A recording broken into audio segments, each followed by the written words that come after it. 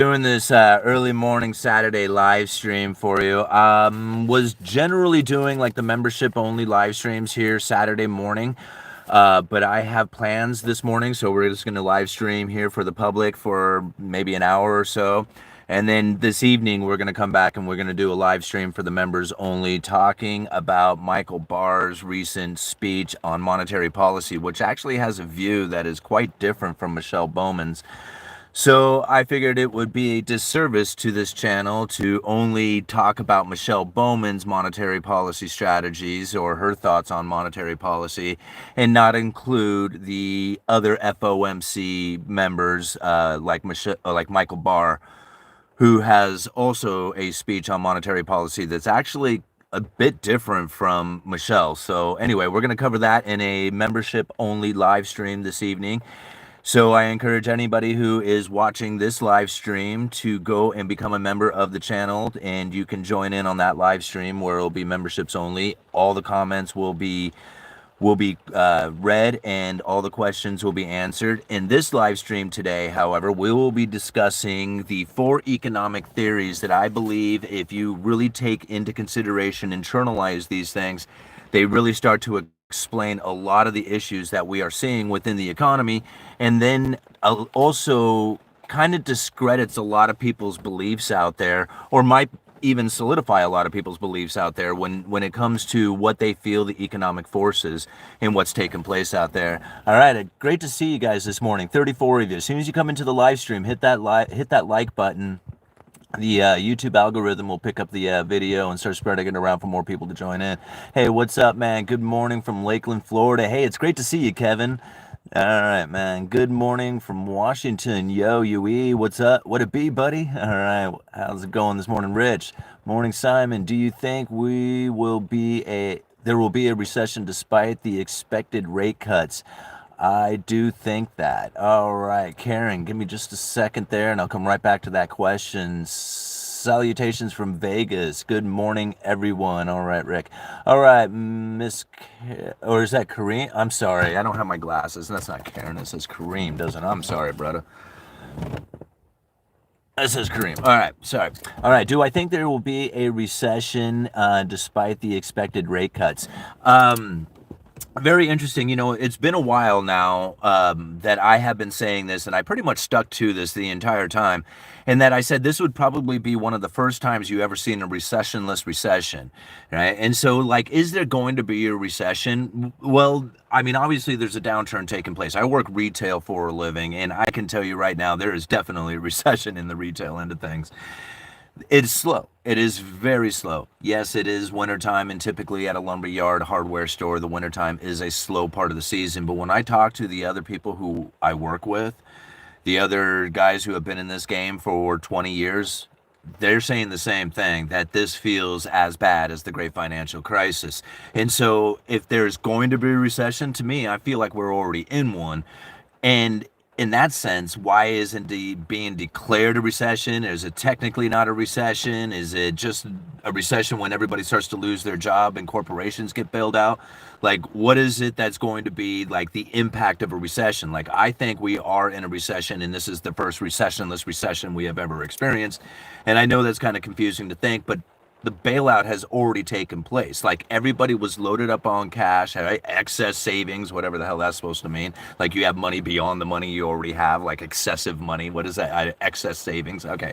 Anyway, so you had excess savings, and all these corporations gorged on incredibly cheap debt during the pandemic when interest rates were at their low.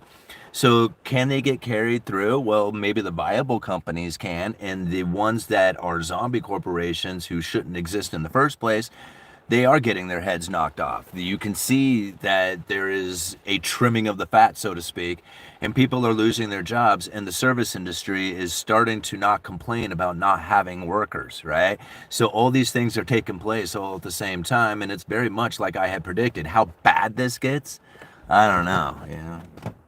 All right, moving on here. Where's my broken glasses here? All right, salutations. Hi, pay off mortgage or invest? I guess that would depend on how low of an interest rate you have on your mortgage. I mean, if you have a really low mortgage rate, And then I think it would probably be smarter to invest. Now, what to invest in right now would be the $1 million question there. Did you hear about the $10 trillion bond debt coming this March?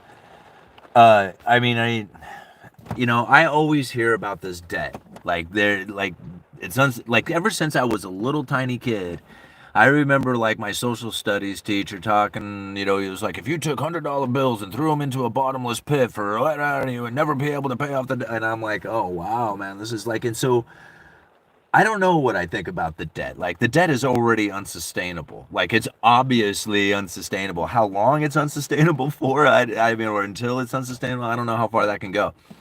But no, it's bad. It's like as bad as it can be, right? But like, how long can this carry on? I guess that would be the question. And what is it you're planning on doing in between now and the inevitable, right? All right. Make John Williams regret life. Yeah, I love that speech of his. I mean, I have practically memorized that thing. All right, Seb, hope all is well, dude. Greetings from PA. Yep, good morning. You look like Powell with those glasses. Yeah, my broken glasses. They're just readers. I only needed to see like 2 feet in front of me. All right. I I think we are in it now. Yep. Opening bell Monday won't be pretty. Why is that, Julio? All right. Thanks for the answer. I've been watching you since the pandemic. I think retail easily expects markets much better than, or markets much better than the government. Bailouts are now already happening in Europe, but silently. So central bank job to take away the punch bowl when the party was warming up. Simon, will dark mode help with the reading of the comments better? For some reason they're highlighted again, so I don't know what it was that had happened that caused them to not be highlighted, but now I can see them.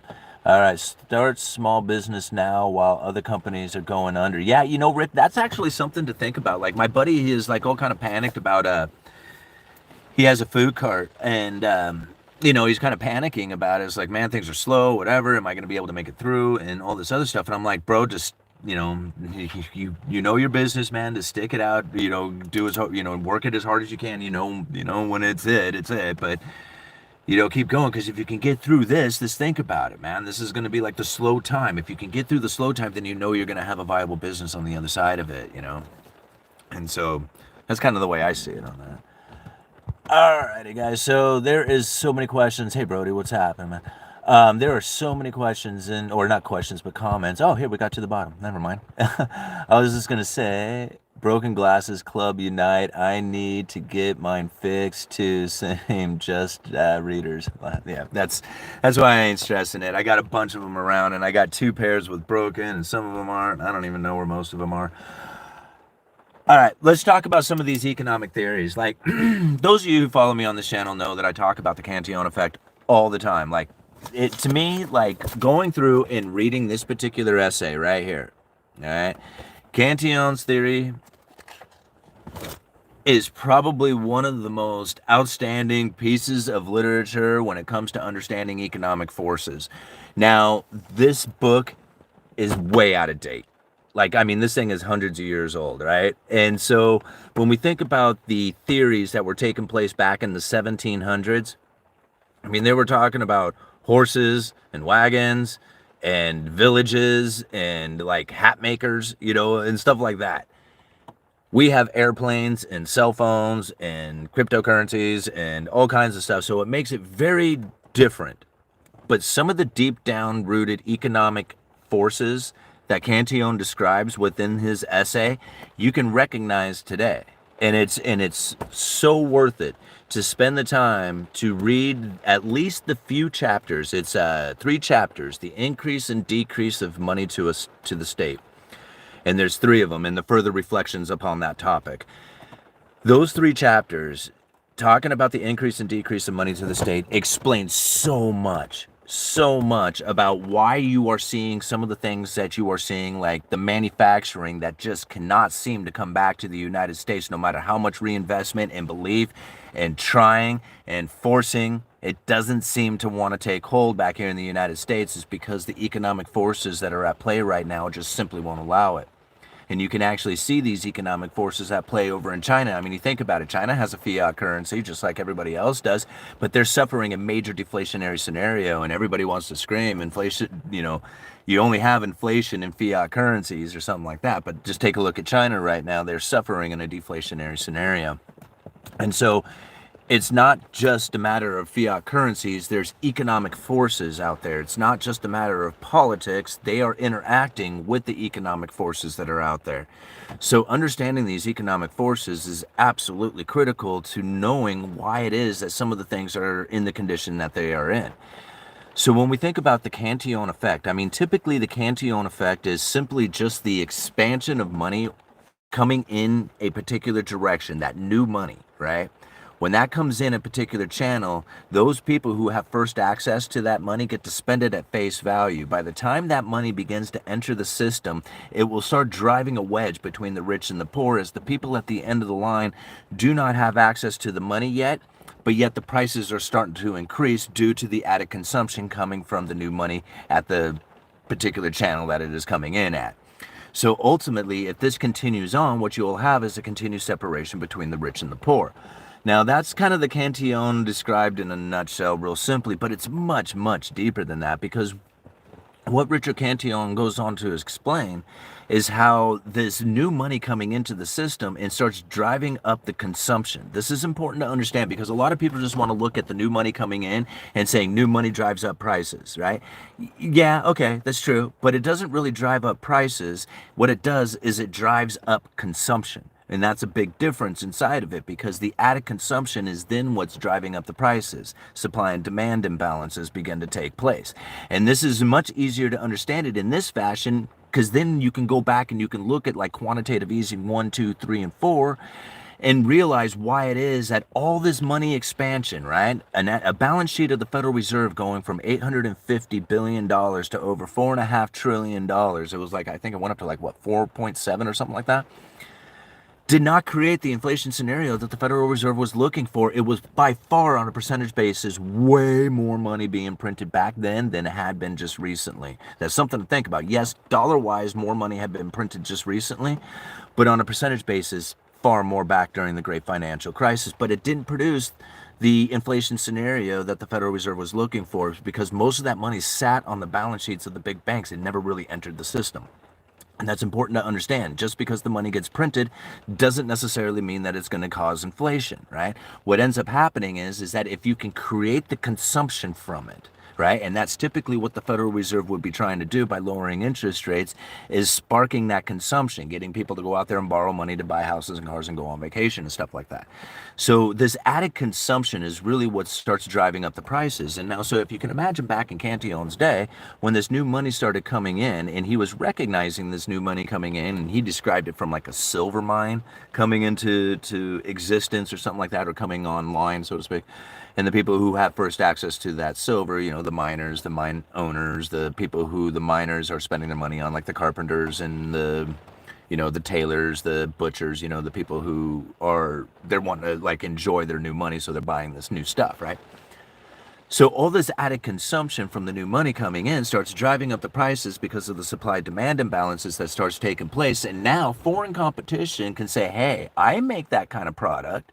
And now the distance that I have to travel and the price that you're willing to pay for it kind of makes up for it. And they start bringing in products from a further distance. Well, now as these products coming in to compete with the increased, prices that are taking place within the area of the new money coming in, now that's driving out domestic manufacturers, because they can no longer compete with this foreign competition that's coming in. The people who are working those manufacturing jobs still don't really have access to that money yet, and their standard of living begins to fall as everything becomes more expensive, and they begin to leave the area, leaving only the people who are at the top basically having access to that new money coming in. All right. So when you see this start to take place, right, or as you recognize these things start to take place, you can see it like happening here in the United States during the 60s, 40s, 50s, 60s. We were the manufacturing powerhouse, but we were slowly drifting in to a consumer. By the 70s, we were a much more consumer than we were distributor of stuff. And we ended up severing ourselves from the gold standard because we were going to end up buying everybody's stuff and sending our gold out there. And we would have gone broke. See, this is the results of the Cantillon effect. And let me explain this again. So all this new money that's coming in from the silver mine starts buying all this foreign production, driving out ever-increasing amounts of domestic manufacturing until pretty soon only the people who this system is advantageous for are the people at the very top. Right? The people who have first access to the money and the people who are getting that money spent on. Right? Those people are doing well in that system. Everybody else is suffering in lower wages and expense and lower cost of living, lower standard of living. There's this huge separation between the rich and the poor. Right? The other people it's advantageous for is those foreign producers because they're sending it into getting that money. So the money is basically going through the people who are consuming it and right out to foreign production, and the people at the end of the line suffer the most. Now, as soon as the new money turns off, everybody falls into poverty because there's nothing really being manufactured to support the consumption that had been taking place. So everybody's standard of living begins to fall, and they fall into poverty and misery. And that's the end result of the Cantillon effect. So now, when we think back here to the United States, when we were going through this exact scenario, right? I mean, it wasn't exactly the same as what the way Cantillon described it, because he was talking about a silver mine, and we were doing it through manufacturing, production and manufacturing. And Cantillon does describe production and manufacturing as well. But because we were producing all this stuff, sending it out to the world was sending us their gold. We increased our standard of living. One income could produce enough for an entire household and support the kids and send them to college and go on vacation and have cars and do all the stuff. And it was only one income that was doing it. Well, as time went on, it turns out that all that standard of living increase became very expensive, and foreign production started to compete. And then so goes the story of most of our manufacturing base leaving, our good manufacturing jobs anyway, starts to leave, right? All we're left with is service industry jobs, people who are working at like Walmart because they're selling the foreign production that's coming in. And you can see that the only way the new money comes in is through the debt issuance. So the United States basically has to continually go into debt in order to continue to have the new money to buy that foreign production to continue our standard of living the way it is. As soon as we don't have any more new debt to sell, or people aren't willing to buy it, or it's no longer valued by anybody out there, it's over, right? Because we don't produce anything for ourselves. And that's the scariest part about the Cantillon effect when you really think about it and you learn it all for what it is. All right, man. I hope I didn't scare you with that one. I know that's like a doomsday kind of thing, but that's just the way it is. It's economic forces at play, All right. Let's see here. Calling 9 on the die. Which finance book would you recommend? I don't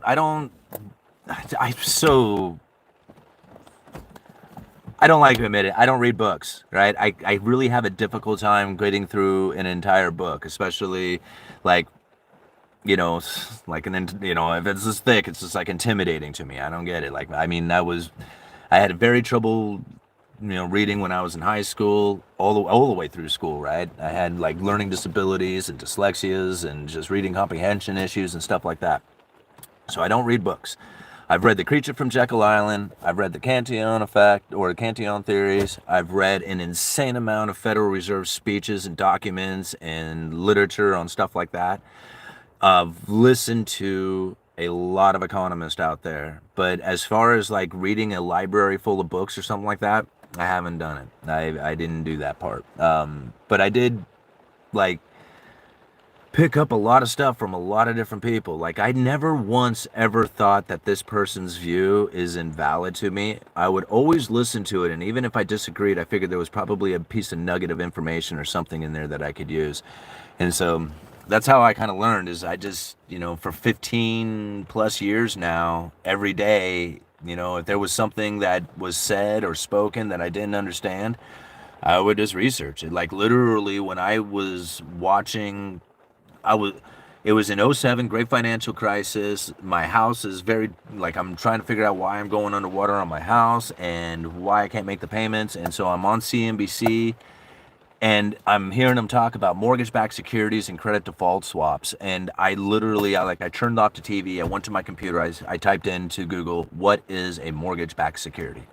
Right? And I just read on that, what's a mortgage-backed security? And so I started reading up on it, and I was really confused by what it was saying, but I eventually kind of pieced it together. I'm like, okay, so it's like a jumble of mortgages put together and sold off to an investor. Okay, whatever, go back to CNBC, turn it back on.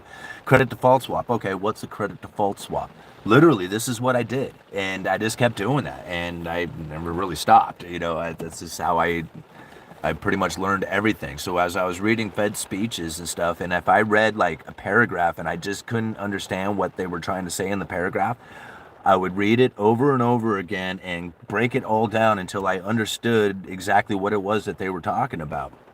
And the more I did this, the more I realized that I could read a Fed speech in one shot and totally, take it all in and understand exactly what it was that they were talking about and have, no misunderstandings about the lingo that they were using or anything like that. So it's just literally, it's like practice. It's like, training like anything else out there. There's so much that happens so quickly within the economy. I mean, you think about it, if you were just to go back even say 10 years ago and maybe a little bit farther, but if you were to go back like 10 years ago and talk about like cryptocurrencies and negative interest rates and stuff like that, people would be like, what?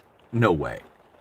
Right, but then yet here they are, it's coming. We've experienced negative interest rates, and cryptocurrencies, like central bank digital currencies, are definitely on their way. All right, moving on here. It's inconceivable. All right. Thoughts on Kia trucks? Couldn't tell you, man. My old boss, I just not familiar with automobiles very well. My old boss had a saying once, something like, trying to understand and insanity will drive you insane. Yes, it will. And that's actually a really good statement to think about, because really, if you think about economics from all these different points of view, you have all these people throwing all this information at you. It's insanity. Like, you're like, who's right? Who's wrong? What, and this is why it's really important to internalize this stuff for yourselves, right? Understanding the Cantillon effect is, a brilliant way of getting started with that, because then you can recognize why some of the manufacturing bases are having such a difficult time coming back to the United States, why these manufacturers are leaving China for cheaper locations. This makes sense. A lot of people just say, oh, it's politics, oh, it's, and they want to blame all these things. And I sit back and I go, like, does anybody want to talk about the economic forces described from 200 years ago?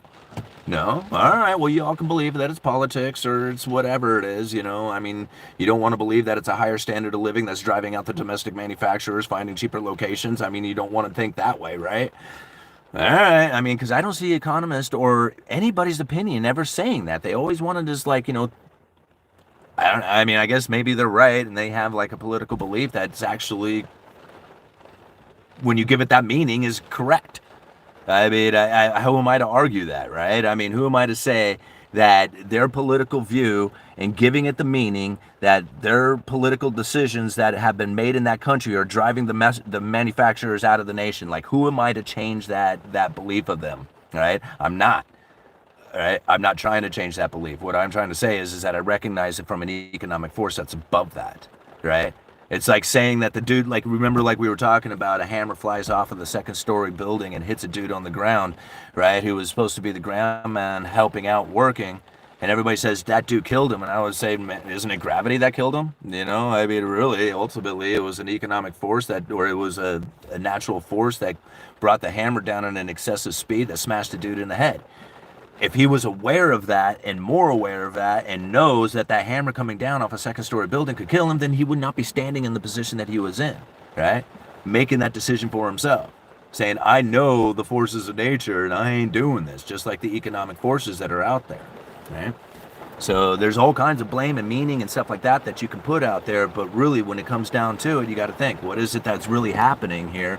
And it's probably a force that is naturally occurring within the economy that doesn't, I mean, you can interact with it, but it isn't something that's going to not exist.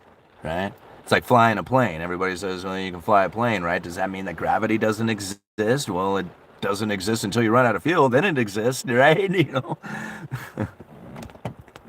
All right. Sorry, I don't mean to go up like that. Pickups are still selling for 20K to 30K over the catalog price in the UK, asking why we are told just because. All right, okay. Um, I don't know about new vehicles because I drive a 99 Ford Explorer and a 99 Toyota Corolla and a 2001 S10, and my wife has a very modest, I don't even know, it's like 9-year-old Ford Escape that she works very hard for the payments to make. I don't look at vehicles as anything that is needed in life. I mean, a vehicle is, but not a new vehicle. And people who want to like kind of give me a hard time saying about reliability and safety and all that other stuff, I totally agree with all those comments, right? Here's the thing. I've spent probably as much money on my vehicles combined, all three of them, like not counting my wife's car, but all three of my vehicles, all the insurance, all the registration, because registration's cheap, and if you have extra vehicles that you don't drive, the added, extra vehicle insurance is really cheap. So all that stuff and all the maintenance and all the things still comes in probably less than $5,000, right? For the entire time that I've had it. Well, maybe insurance included might be a little bit more, right? But like for years, like my vehicle expense is so low that it's almost inconsequential to me. Like the major part of it is insurance and gas. That's it. Right? That is my vehicle expense. And if it was anything more than that, it would frustrate me because then I wouldn't be able to use that money to provide a better life for my family or to invest with or to save for, future emergencies or something like that. Spending money on a vehicle by far is probably one of the biggest waste of money and time that I have ever seen. And I don't mean to give people who love their vehicles a hard time, especially if you're in your vehicle a lot, like you have to travel, you're a travel salesman or something like that. In that sense, then like it makes sense. Like you want a vehicle that you are going to be comfortable in for a long period of time. Like there's reasonings behind it. I drive my vehicle for maybe 20 minutes, right? And I don't need anything other than the ability to get there and get there and be comfortable and somewhat safe, and that's it. Like that's it. Like after that, I don't understand. Like I don't want to pay any more than that. Uh, so vehicles should, let them cost as much as they want. Hey, okay. I'm like, people should be worried. Our lives are ruined. Pension, savings, SSI, Roth IRAs are all going to be gone. Julio. Yeah, dude, that's like, I totally get you. I hear where you're coming from, man. Here's my problem with a lot of this stuff is that even though we have put our trust into a 401k or a pension or this IRA or something like that, that's the problem. We got an expectation out of this, and that expectation is going to come back and hurt you. And I'm not trying to say, hey man, what else are you supposed to do when you have a retirement? I mean, hell, I don't know what to do. I don't have a retirement. What am I supposed to do, right? But all I guess I'm getting at is that my expectation on the 401k that I do have is very small. My Social Security expectation is non-existent, like none. Like I have no anticipation whatsoever of ever receiving any kind of form of Social Security income, ever. Like zero. Like that literally is it. If it happens to be there when I get there, cool, I'll consider it a bonus, but there is no anticipation of it from me, right? I mean, they'll take it. I know they're going to take it from me. That's cool, whatever. It's like my old people tax. But I don't expect anything from it because that expectation, I see how much it hurts people out there, right? And if they didn't have that expectation to begin with, they wouldn't have been making the decisions that they did in their life. So I have zero expectations on that third-party claim. If it happens to be there, so be it. My plans for it being there are very small, right? I take into consideration things that are going to be outside of that third-party claim, right? Gold, silver, cryptocurrencies, land on a lesser extent, because you really have to depend on whether or not you can make the tax payments on it, and then whether or not the government's going to allow you to protect it. So, land's a little different on it. But these are the type of things that have less of that third party claim. If you have to open up an app, if you have to call somebody on the phone, if you have to wait for an envelope to show up in the mail to understand where it is that your wealth is, and you can't physically hold it or have possession of it, or say that not some third party claim has some sort of responsibility on it, you see where I'm kind of getting at, guys? There is trouble ahead. Okay? And when you have a debt-based currency system, it is not something that you want to have a lot of trust involved with a third party, right? This is they don't like bankruptcies, bank failures, defaults. All those words wouldn't exist if it wasn't so prevalent out there, right?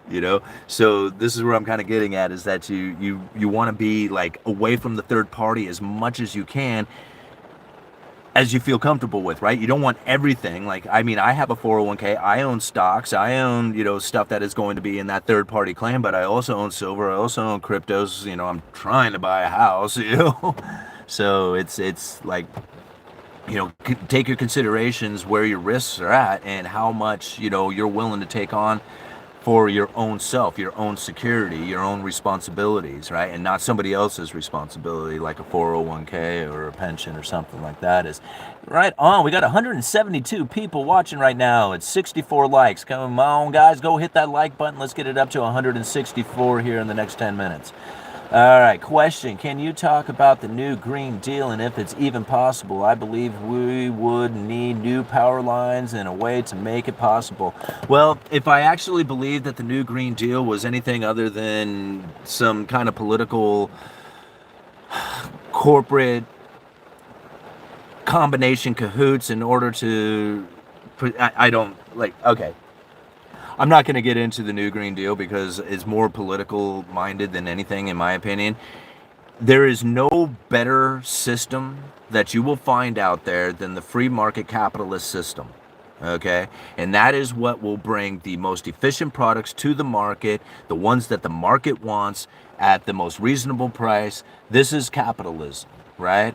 Capitalism doesn't come from, hey, we're going to push people into buying electric cars and then try to get the infrastructure to and all these political bullshit that starts to take place from all this.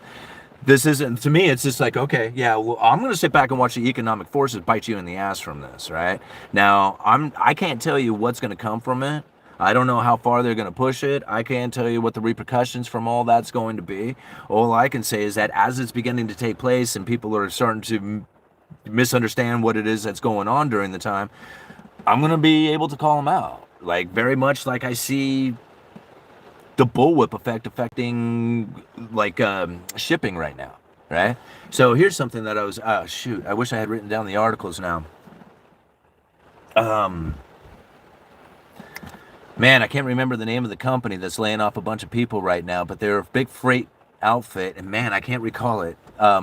Anyhow, I was just reading about it this morning, right? So here this, freight company is laying off hundreds and hundreds of employees due to the fact that they had misinvested or overinvested, I believe is how they termed it, back during COVID era when everybody was demanding all this stuff, right? This unusual and overwhelming consumer demand.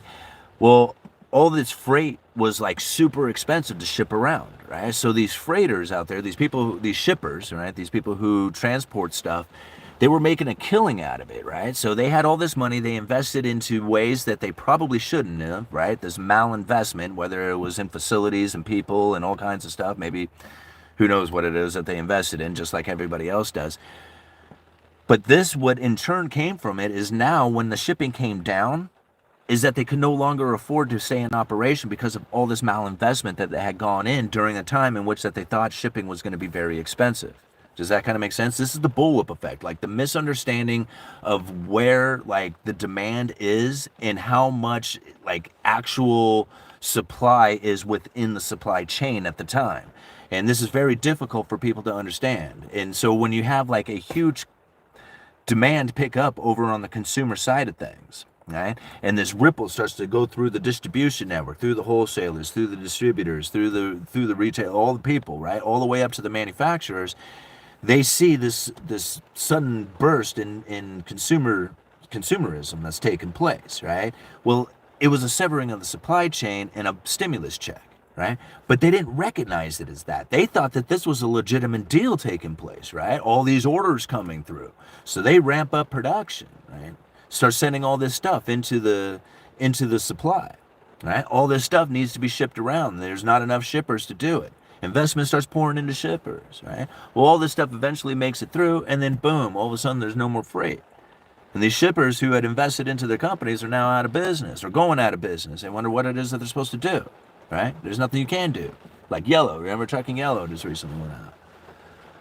So what ends up happening from this? Right? Well, if you go and you look, and and it's really weird to think, but now you have the opposite side of the bullwhip taking place. That drop in freight is now starting to pick up. You can see it taking place over at the ports. The congestion in the ports is starting to pick up, right? Now, whether or not it's going to exceed or be to whatever it was, this is the flip side of the bullwhip effect, right? And so you're going to have oversupply, undersupply, oversupply, undersupply until it eventually gets through the markets and finds an equilibrium.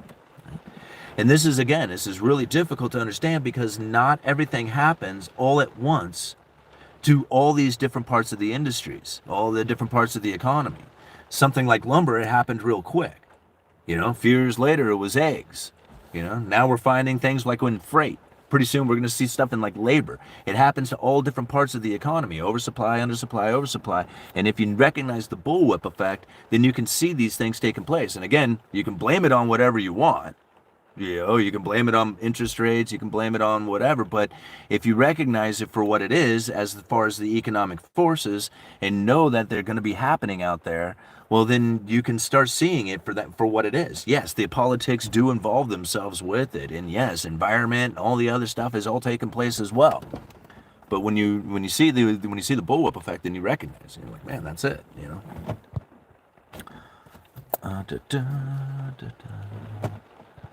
So, but I mean, like I said, the new Green Deal to me, like I find it more of a political issue than it is an actual economic issue.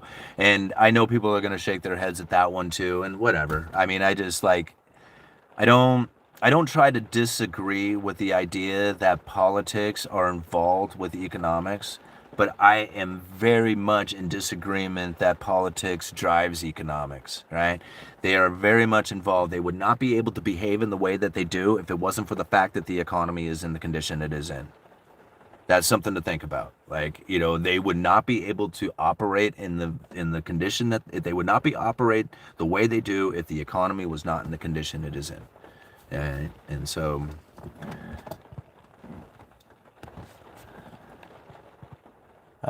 this will be impossible to fix. Oh yeah, absolutely. It's impossible to fix.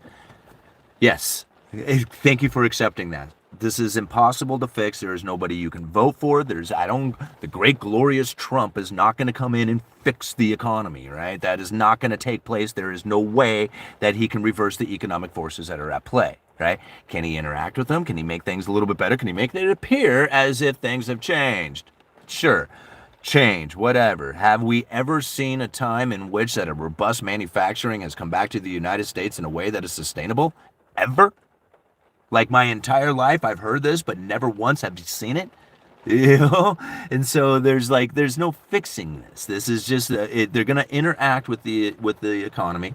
They can recognize a lot of the problems that are out there. They can throw money and and power and stuff like that around to give it an appearance that they are actually doing something out there. But really, they're just interacting with what is eventually going to be an inevitable. And it would have been an inevitable already, but like the expansion of the money supply through the debt issuance, right? Yes, like somebody could say, well, this is the political reason. This is the reason why we have the economy we do, right? But the economic forces that are resulted from that have created this separation between the rich and the poor and a power around the world unlike anybody has ever seen. Doesn't mean it's going to last, right? And so, again, it's just like, It's all about the economic forces. Okay, when they want a $980,000 three-bedroom small house purchase, that's what happens. Yeah. Crisis. Joe Bribe says this is the best economy ever and they are setting records. What crisis are you talking about? I have no idea what Joey Bribes, whoever that is, Joe Biden. I don't know. I have no idea what he said because I don't think I've ever heard anything that's ever come from him. I still, like, I'm to this day, like, other than like a short little clip of somebody making fun of him or something like that, I've never listened to a single word that's ever come out of that guy's mouth. Ever. Right? And so, like, I couldn't tell you what he said because I don't listen to that dude ever. Right? I mean, there's nothing that he says that I find that's going to be important to me to understand what monetary policy is going to do so that I can properly position myself. I have no clue of what it is that he could possibly say to me. None. Like, there is nothing that I can internalize from him that is going to help me. Right? I don't know how else to explain that. I mean, everybody else can go and follow politics and think that that's important and take that importance and then internalize it and then start making decisions based off those importance. And I mean, if that works out for you, cool. But I don't listen to Joe Biden because I don't think that's going to help at all. Hey, Rain Rabbit. It's great to see you. All right. Hello, Rabbit here. Right on. All right. Carmageddon. All right, Simon, post some of the best articles in his videos post. Go back and check in the info below his videos. Yes, thank you, Timothy. That's the thing about, like, one unique thing that I found about my channel as opposed to just about everybody else's out there. And I'm not trying to knock anybody's information. I mean, I was watching George Gammon's videos this week and I was, like, pretty impressed with some of the stuff that he was talking about. Now, when it comes to everything that I have ever done, everything that I have ever said, any opinion or concept or theory or whatever it was, any video that I have ever put out, if it wasn't a straight up opinion that you knew it was my opinion, I left a link down in the description so that you can go and get the information for yourself so you can make your own determination, right? My opinion, my video, the information that I presented through the words that I used were for entertainment purposes. Right? I've always said that, not to use it for investment advice. The link is down in the description. Go and check out the information for yourself. Then you can come back and watch my video and say, man, I either agree or disagree with that. Okay? But it was important that I put that information down in the description so that you go and you get it for yourself so that you truly knew it for yourself. Right? I mean, it was just like, what do I know, right? I mean, I'm the uneducated economist. Who knows if I was telling the story right or not, right? That's why I put that down there. And I think that's pretty unique for my channel here. And, you know, as far as being, you know, doing that, not only to, you know, help you guys out with some of the articles that I found interesting, you know, and maybe you would find interesting too. And that was one of the reasons why I put it there. But I also put them there because I was kind of using this channel as my own personal, like, journal, my own, you know, like, this is the thoughts that I was having, some of the things that I was coming across, and I was posting those links down in there so I would just basically be able to go back and find them again. And I found that the people really enjoyed that part of the channel, is that they would find these news articles that they wouldn't necessarily come across and found them very interesting and found it, like, you know, coming to my channel, not necessarily for the videos, but just to go to the description to get those news articles that I was posting down there, which I thought was kind of funny on its own. But, you know, because I did have a guy tell me that. He says, I don't really watch your videos. I just go and get the links and then go and read the articles that you're talking about. You don't watch my videos? You know, come on, man. Just let them play then. All right, going on. Simon, you said you find reading challenging. You should try audiobooks. They're far more approachable. I have, Brody. I appreciate the suggestion too. And I have tried audios. Like, I listened to a few audios over the summer when I was mowing the lawn. I got some of the sound canceling headphones, whatever, the hearing protection headphones. Anyway, and I was mowing the lawn while listening to audiobook, doing that, and it did help. You know, as far as being able to pay attention, but, like, I need something like a task like mowing the lawn or something else, because what ends up happening a lot is if I'm fidgeting with something and I'm putting it together, I will stop listening to what's being said. Now I'm hearing it, right? But I'm not thinking, and I'm not like actually consciously thinking about what is being said. So I have to like have something where I'm not doing anything, like literally like mowing the lawn would work, or maybe like roofing. Like I could probably roof a house or something that's like repeated over and over again where I don't have to think about anything else. Because I have like, my attention span is, you know. But I appreciate it, Brody. And I do. Like, I was looking at my books the other day, and I'm like, man, I got to start reading through some of these things. All right. Let's see here. Yes, and you helped us follow. All right. You can read, listen while you're doing whatever you need to do, going about your daily business, yeah. Is Carmageddon really starting? I believe it when I see it. If it is good, I'd love a new truck. Yeah, so you and everybody else, think about that. Like, I mean, what would it be like in order for you to have the ability to buy a new truck? I mean, are you planning on paying for that with cash?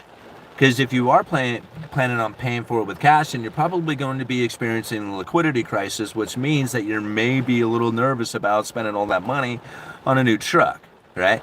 But if you're planning on paying, like taking out a debt to buy it, then why would it be so cheap if everybody else can borrow money to buy it too? So it must be a situation in which that people are not able to borrow money to buy this truck.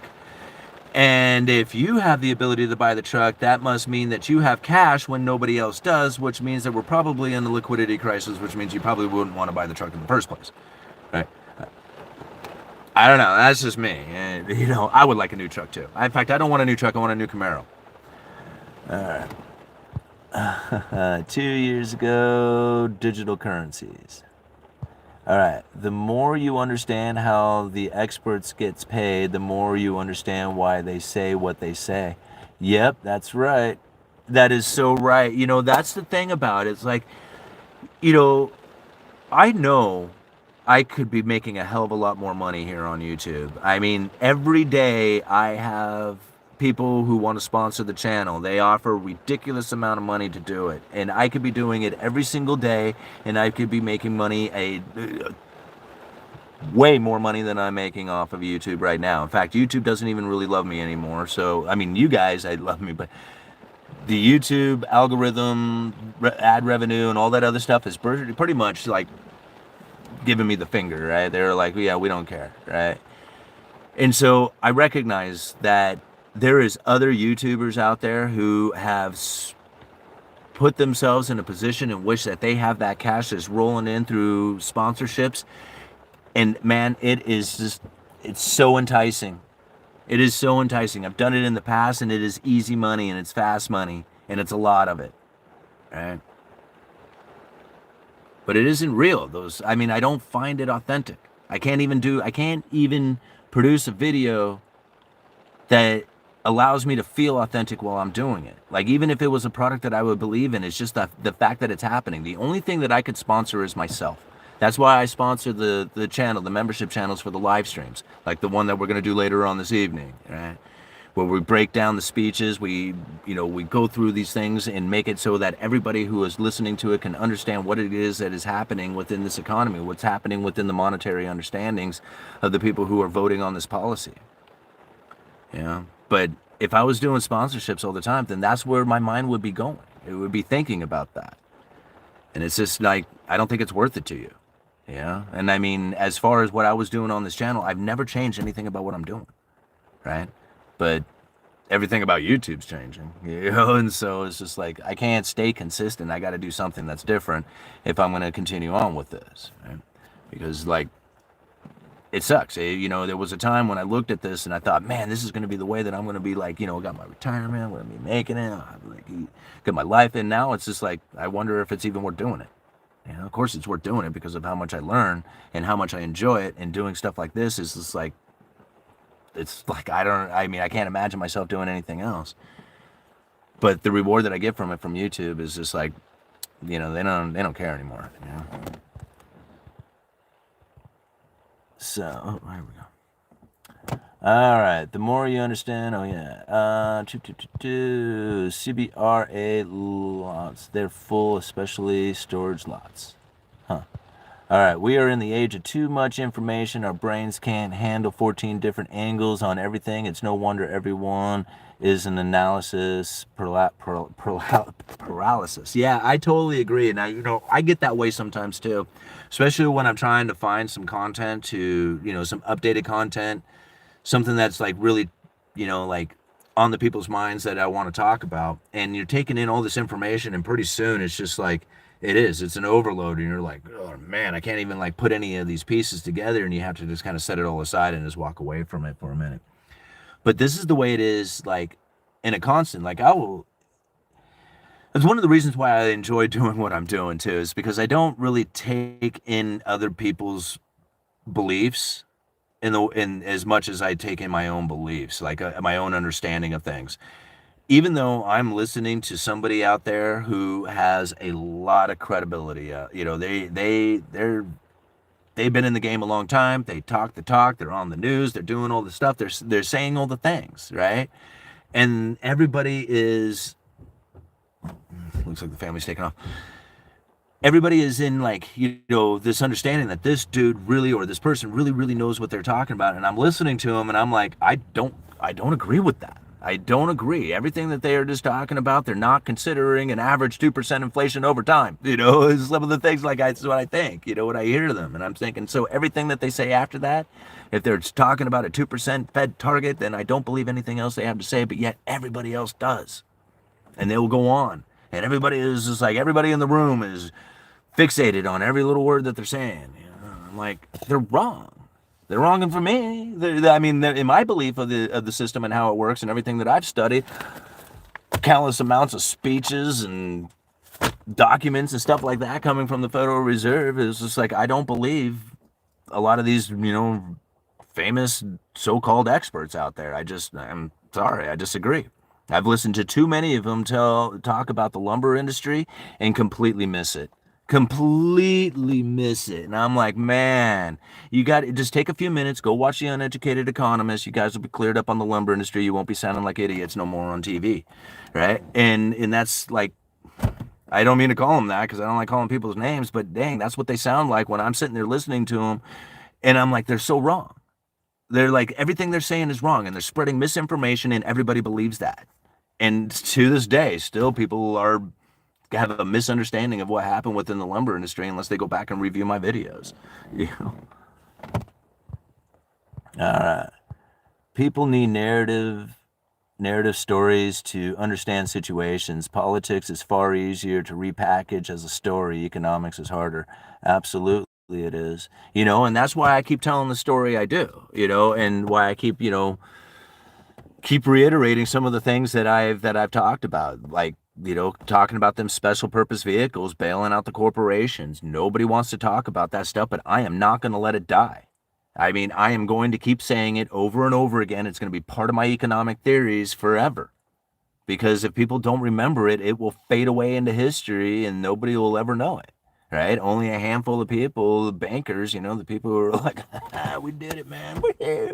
Don't say a shit about it. Don't.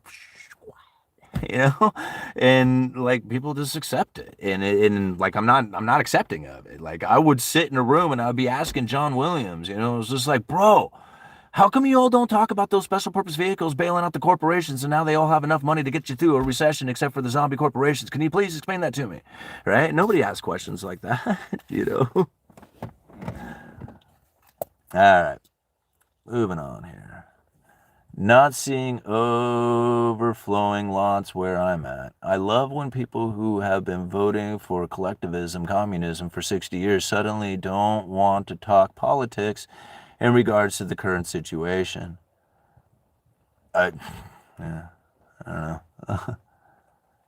All right, I'm thinking I need to rent indefinitely until something changes. I live in Austin and renting is way cheaper. I pay $1,100 per month and buying a house is minimum $2,600. How is this possible? Yeah, well, okay. Understand the bullwhip effect. right? Okay, just take into consideration for just a minute what has happened here over the last few years, right? And why it is that rent is coming down. Like, see, the rent prices did what over the last few years prior to, whatever, 6 months, 8 year ago, right? But for the last few years, rents have just gone insanely high. So what happens to investment? Investment starts looking over at those rents going, man, I want a piece of that action. I want rents. I want high rent, get that high rent income. And so all of a sudden, what happens? Apartment complexes get built, right? Because everybody has the idea, I want to rent out apartments, build an apartment complex, get the rental income off of it. So everybody starts doing it. But not everybody knows how much everybody else is doing. Like, they can see that there's other apartment complexes going up, but that's okay, right? There's competition, no big deal. But then you realize that there's far too many of them going up, right? Because the overinvestment that went into it. Now you got commercial buildings failing, they're trying to convert those into apartments, whatever, right? All of a sudden, the investment going into trying to provide rentals to get that rental income has now produced more rental properties than are needed, essentially, like the oversupply of rental properties. And then comes down rent. So this is one of the reasons why you're seeing it there. Now, you're not going to see it necessarily in homes because people aren't necessarily selling their homes because they have, one, a high price on it. Nobody wants to pay them the high price or can't afford it. And they got a low interest rate on it. So the current home owners aren't necessarily going to want to put their house on the market. New homes are what's selling. See, this is something else that I had talked about a while. I know my mind kind of spins on this, but this is something I talked about a while. I said, if you were building a home right now, and I talked about a year ago saying this, that you would be one of the few people who has a product for sale, right? Because not a lot of homes are getting built, or not a lot of homes are for sale. So you would have a product for sale, right? And that's what's taking place now. The increase, like, existing home sales have fallen, but new homes, like the first time anybody's ever lived in this home, brand new home sales are increasing, right? Now, I'm not talking price. I'm just talking about the actual sales of them. So people who with existing homes, yeah, they're having a difficult time, but new home sales are actually happening, right? Now, is it happening to the benefit of the builder and the buyer and all those other people? I ain't saying that's the case yet. Certainly isn't happening for the mortgage lenders out there since they're going out of business like you wouldn't believe. But what I guess I am saying is that of the homes that are selling out there, it's the new homes that are selling, not the existing ones, right? I don't know. It's just another part of the market to keep an eye on. All right. They hide cars in storage lots. I don't feel I even be able to afford a home because it would be financially irresponsible. I kind of almost agree with that. It is very difficult to maintain, like, a high mortgage rate, especially once you sign yourself up for 30 years, right? Now, the thing about it is that once you do have possession of a home and you come into an area in which that maybe say you can't make the rent or something, well, you have the ability to take on roommates, right? Or even rent the entire property out and live on the property, do like a house hack kind of thing. You have possibilities. You can be somewhat nimble if you are prepared to do that. Use that property somehow to make money with, right? That's ultimately what I wanted with this property, but it didn't kind of go through the way I was hoping on, right? But yet, having that kind of idea or the possibilities of doing that in the future, if you do come up with some issues on it, those are the type of things that you really have to think about. But being able to afford a house, like as a single income individual, like in my area, ain't happening, right? You would have to be making a lot of money. Like, you'd have to be making a lot of money. But just like, a regular job or two people, like a couple with regular jobs, probably wouldn't be able to buy a house here either.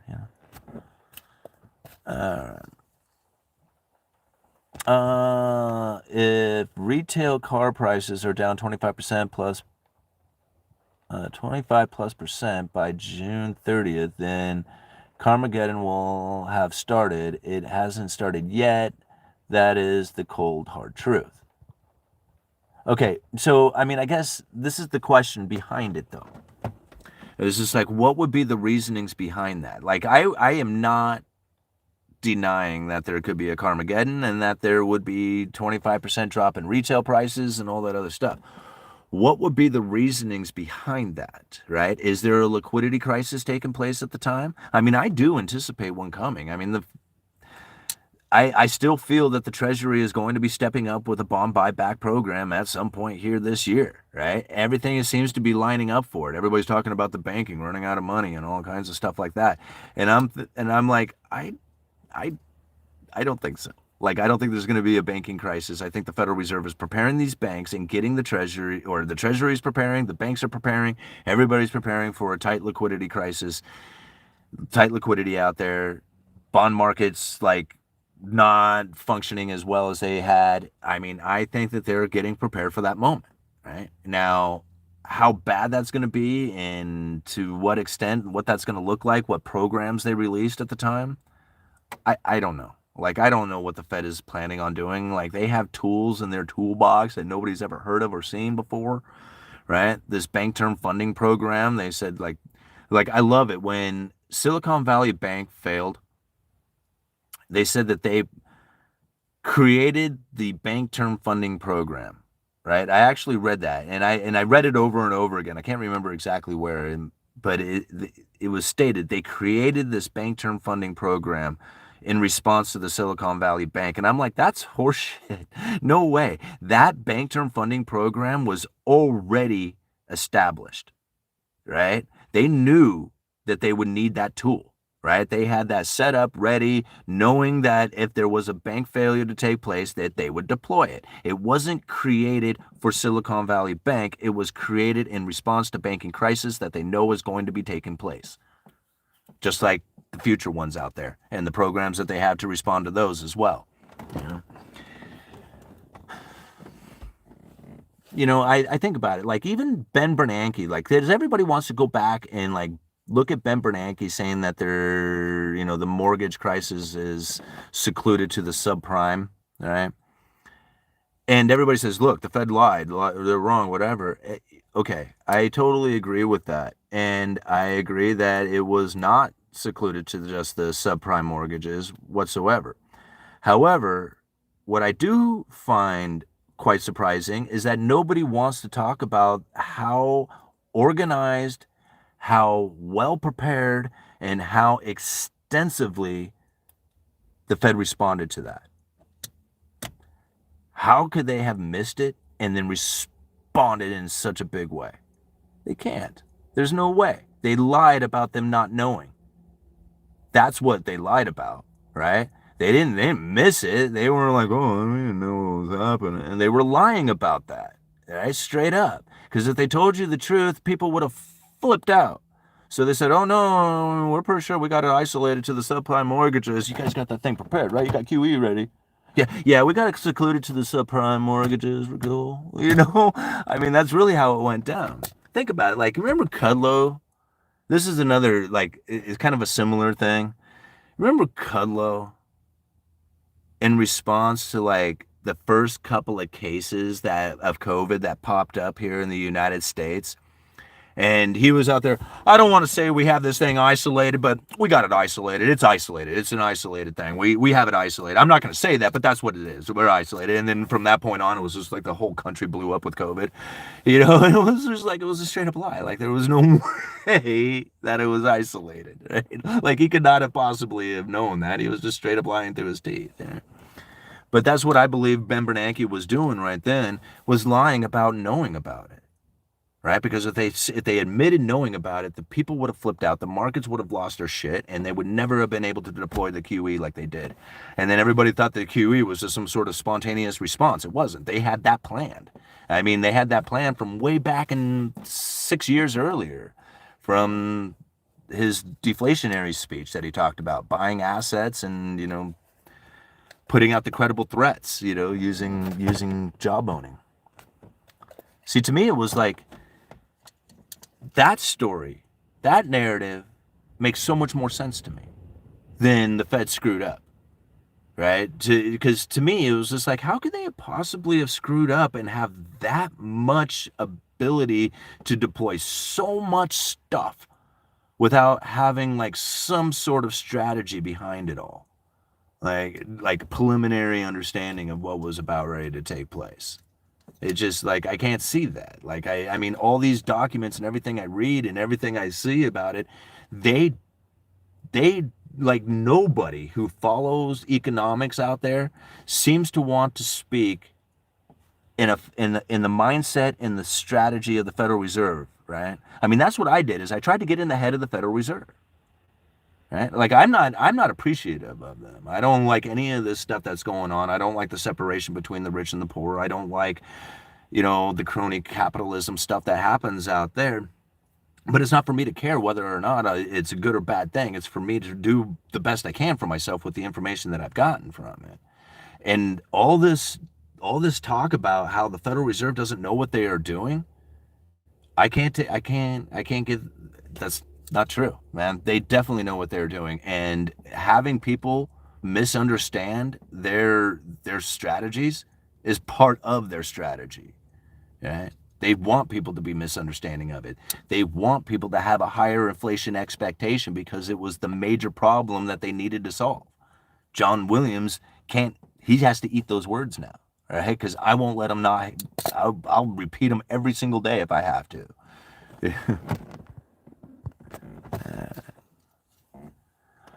Let's see here. All right.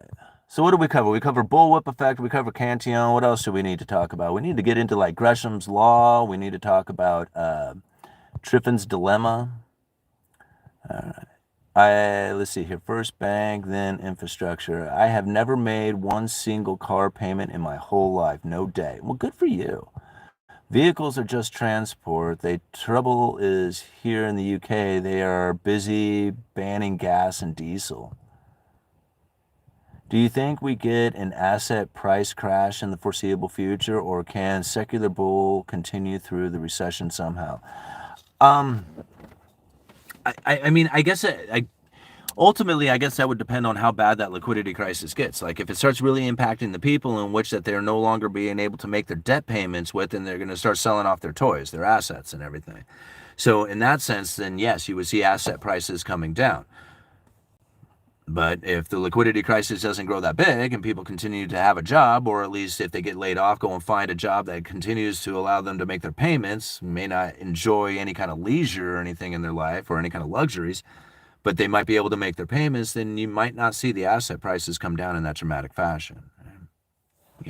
I mean, like I said, this could be the first non-recession recession, and so like instead of being forced out of like all your toys and everything, you just might be forced into a lower paying job, and then you just won't be able to enjoy your life as much.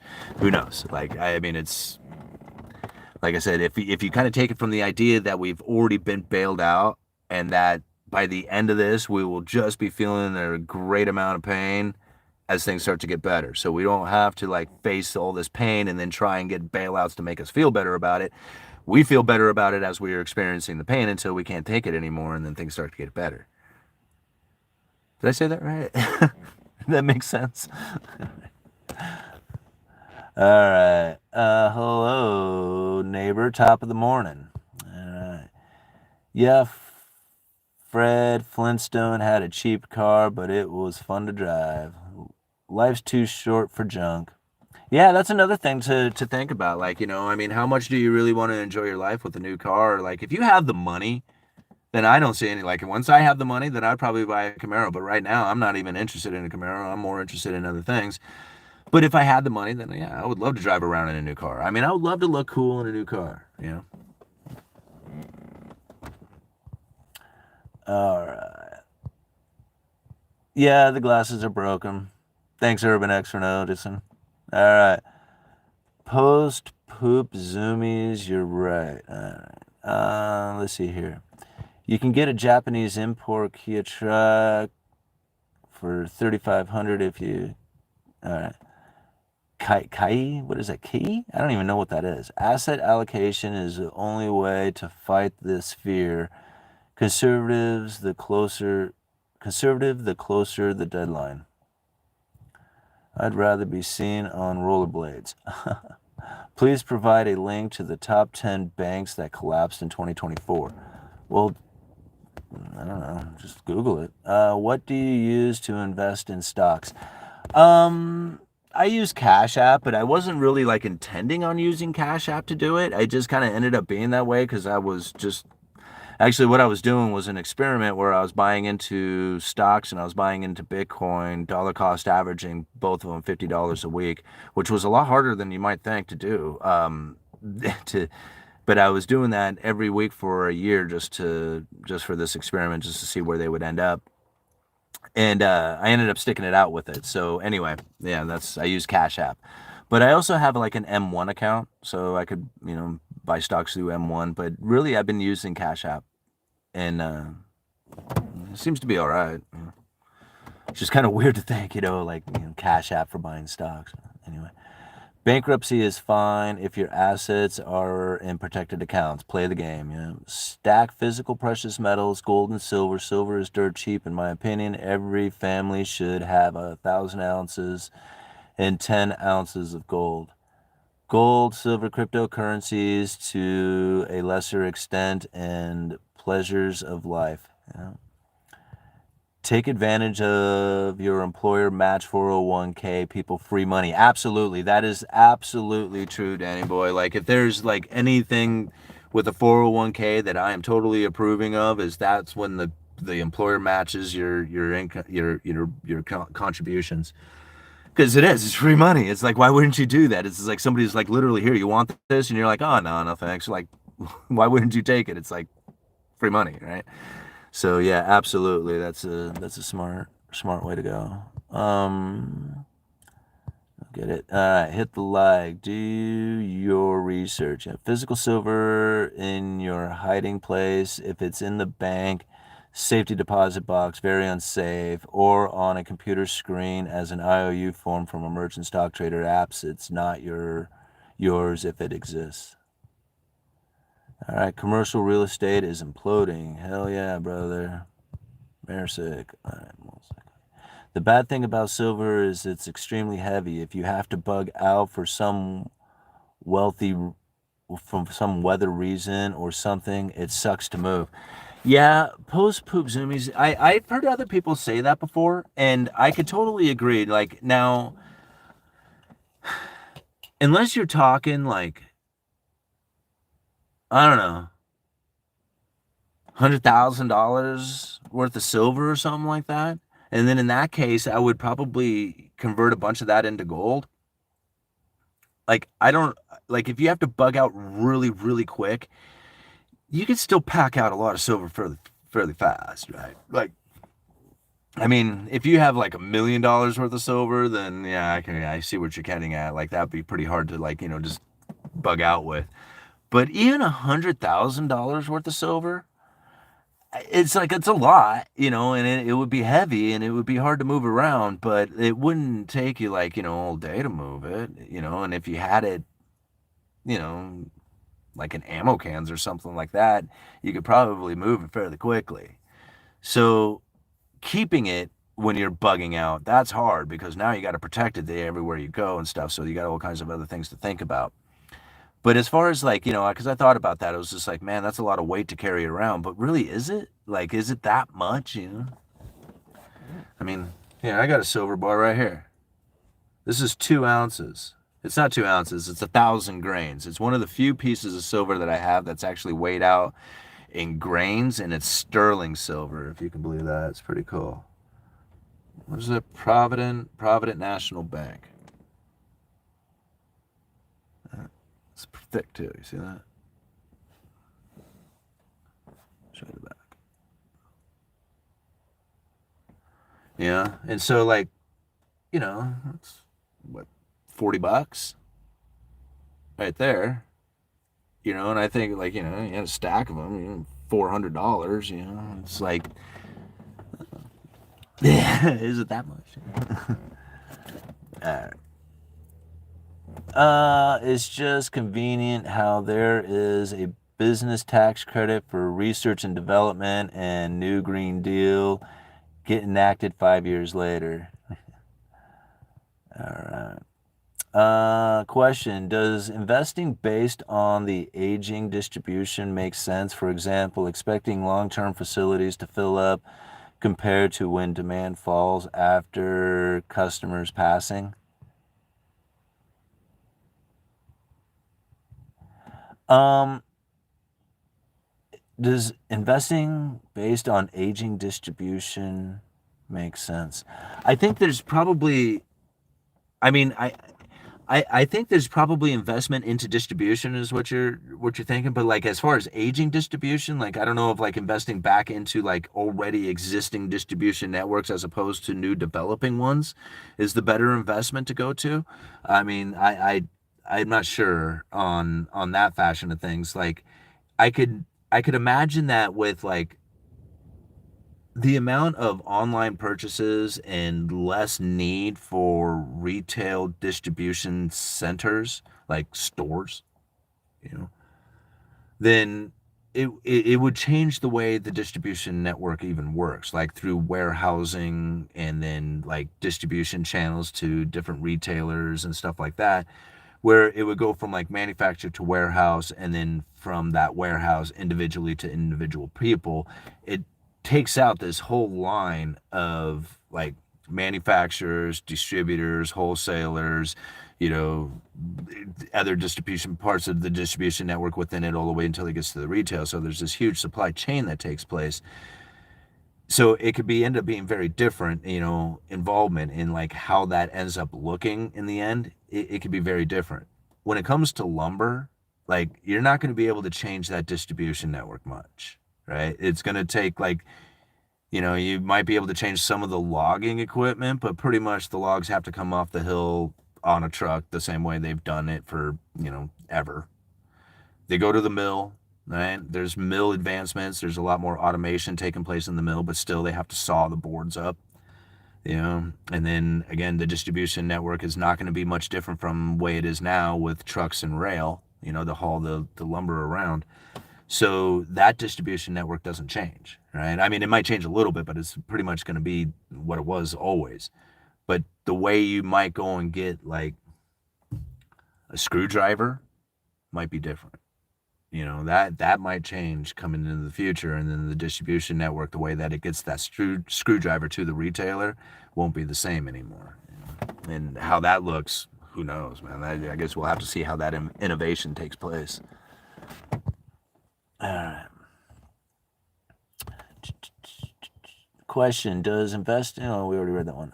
Isn't the war in Yemen also wrecking the shipping industry? Well, of course it is. Like, I mean, everything is wrecking. I mean, everything at any given time. The weather's wrecking the industry. The wars are wrecking the industry. Everything's wrecking the industry. But just like anything out there, if you have a distribution on one side, then you'll find that necessity will start making it happen in another place, right? Again, like these are interactions. Like you're never going to be able to. Okay, is the war? Is okay. When you think about it from this sense, right? And again, this goes back into this Cantillon essay, right? Cantillon described like these fierce, bloody battles between the Native Americans here in the United States, and it was over hunting grounds, right? Simply, there was just more people here than can exist, right? There's no way that the land can support us all, and we are going to suffer and die if we, unless you get the hell out of here. And this was ultimately what it came down to, right? So if you think about it in this primitive sense, right, that, this battling for hunting ground, this is the ultimate reason for everything within economy. This is the ultimate economy, right? That is an economy right there, right? There's not enough food for all of us. Right? So anytime that you ever have like a war or anything like, big movement of people or anything, that a shift in it, the migrations or whatever, that is their interaction with the economy and the condition that it is in at the time. And I know like a lot of people don't want to see it that way, right? They want to see it the other way around, like this war is going to cause the economy to do something. That's not what's going on here, right? The war is taking place because the economy is in the situation that it is in. Right? If there was enough people there for everybody, they wouldn't be fighting the bloody war over hunting grounds. Right? If there was plenty of land, if there wasn't as many people, whatever, right? But because the situation is there, the economy says we can't have this. Boom, and then we fight. And then you can blame it on whatever you want. You can blame it on religion or whatever. I mean, I don't. I mean, you can blame it on whatever you want. It's just like, and all that stuff will be true too. I don't think so. Here is the deal. A lot of people say a lot of you know what. If you can't or aren't willing to back up, then asked, then I put your comments in the bin.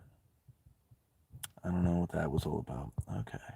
Money is dead. I watch the ISM business cycle and it keeps me aware with overall knowledge of what's going on. Lumber, then gas, and etc. Okay. Can you give us a heads up on what you are seeing? Timothy, what is Timothy? All right. Hey, Simon, given the almost all of the malinvestment was due to actors not correctly anticipating what would happen once easy money was switched off, why didn't the feds release any guidance to help? Because they don't want. The Federal Reserve would loved it if everybody out there, um, if in 2019, if the Fed says, hey, would you all just anticipate some inflation, please? Like, just expect a lot of it, please. Right? That's like the equivalent right there. The Fed can't do that. People would be like, what the hell are they talking about? Right? You actually have to have a real reason to believe that there's going to be inflation, right? And that's the thing. Like the Fed can't come out and just tell people how to behave because then they won't do it. People will look at it and go like, oh, well, I'm going to be like shifty and try and figure out how it is that I can do something that's going to be different so I can like gain on whatever it is that's going on out there. I mean, that's the easiest way that I guess I can explain it. The Federal Reserve was in a position in which that they were trying to get the inflation expectation to be elevated. Quantitative easing 1, 2, 3, and 4 failed to do it. Like even I was one who was screaming hyperinflation. I dumped every bit of money that I had, money that I didn't really have, into silver, trying to protect my family, thinking that we were going to go into a hyperinflation scenario and the dollar was going to die. Had you asked me in 2010, how much longer does the dollar have? I would have said, not much. In fact, I would have said it would have been gone by now, right? And that would have been my hardcore, honest belief in 2010 through probably 2012, 13. And then I just basically backed out of everything. Like I stopped watching everything after that. But I mean, I was very much of that belief. And so that would have worked for the Federal Reserve had everybody stayed in that sort of mindset, right? And kept that inflation expectation quite elevated. And then they wouldn't have had the issues with the lower bound and the neutral interest rate being low and all this other stuff. But because that didn't happen, people didn't have a high inflation expectation. In fact, they had zero inflation expectation. And towards the end of it, Donald Trump reiterated it with, there's no inflation, the Fed should be printing money, which is something I'm never going to let him live down either. So John Williams has his speech he has to deal with, and Donald Trump has that statement he has to deal with. At least from me, anyway. I don't know if anybody else gives a shit. Man, I'm cussing a lot today. I'll stop doing that. But that's really what it is that the Fed needed to get everybody to believe that there was going to be inflation coming into the future, persistent inflation, elevated inflation, consistent inflation, and non-improving inflation. And if they got that, then they would be able to begin to get their monetary policy back as far as their ammo, and it worked. They were able to raise the Fed funds rate up to the 5.5%, which is something I didn't even think they were going to do. So when people ask me, it's just like, what call did you make that didn't come? Or I was like, I didn't think the Fed was going to get their Fed funds rate over 2.5%. I was so wrong about that. Here we are at 5.5%, right? So again, we look back at what it is that's actually taken place. The Fed funds rate doesn't have a 5.5% that's actually impacting the economy right now or the markets. Right? Well, it's impacting the markets, but it's not impacting the economy, right? And so if they do happen to lower rates in the next few months, which I don't think they will, but if they do, right? I mean, who am I? They very well could. If they do lower them, the fact is that the economy still hasn't faced 5% Fed funds rate impact yet. So even if they are lowering the interest rates, there's still bad economic pressure, right? Or I shouldn't say bad. Restrictive economic pressure that's still going to be facing the economy, even though the Federal Reserve is lowering rates because of the lag time that's taken place. Right? Markets might be approving of it, but the real economy, the slowdown, the transactions, the behaviors that you and I take, the houses, the businesses, all the other stuff, that's still going to come with intense, economic restrictions, even though the Federal Reserve is lowering the Fed funds rate. And that's going to be very confusing for the people. But, we're going to understand it because we understand a lot of this, lag time and things that are happening out there, and we discuss it. So it's not going to be like, a surprise to us. But for the economy, it's going to be like, for the narrative out there, it's going to be a really misunderstood thing. And people are going to, like, again, talk about how screwed up the Fed is and all this other stuff, even though we talk about all the things, ahead of time.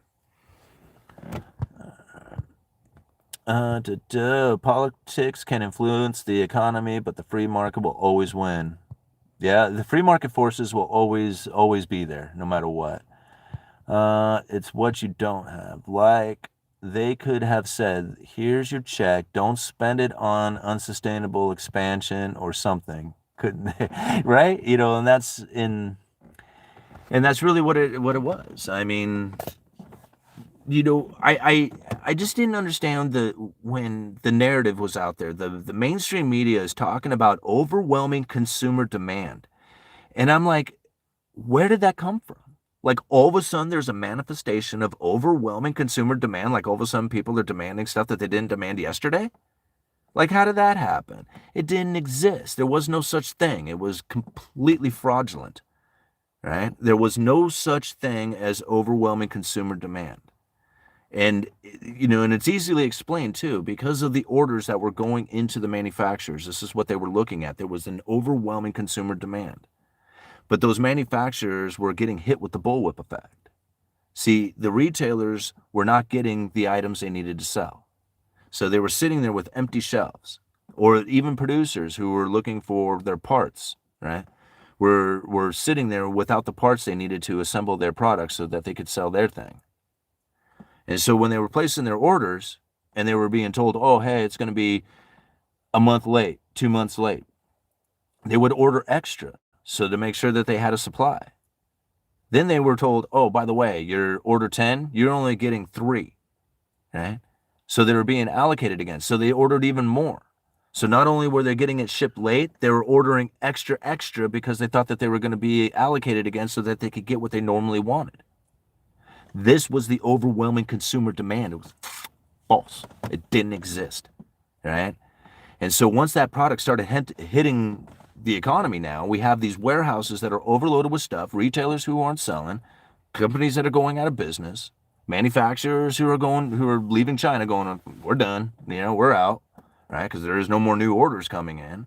This was obvious. This was obviously the bullwhip effect, and it was due to the severing of the supply chain.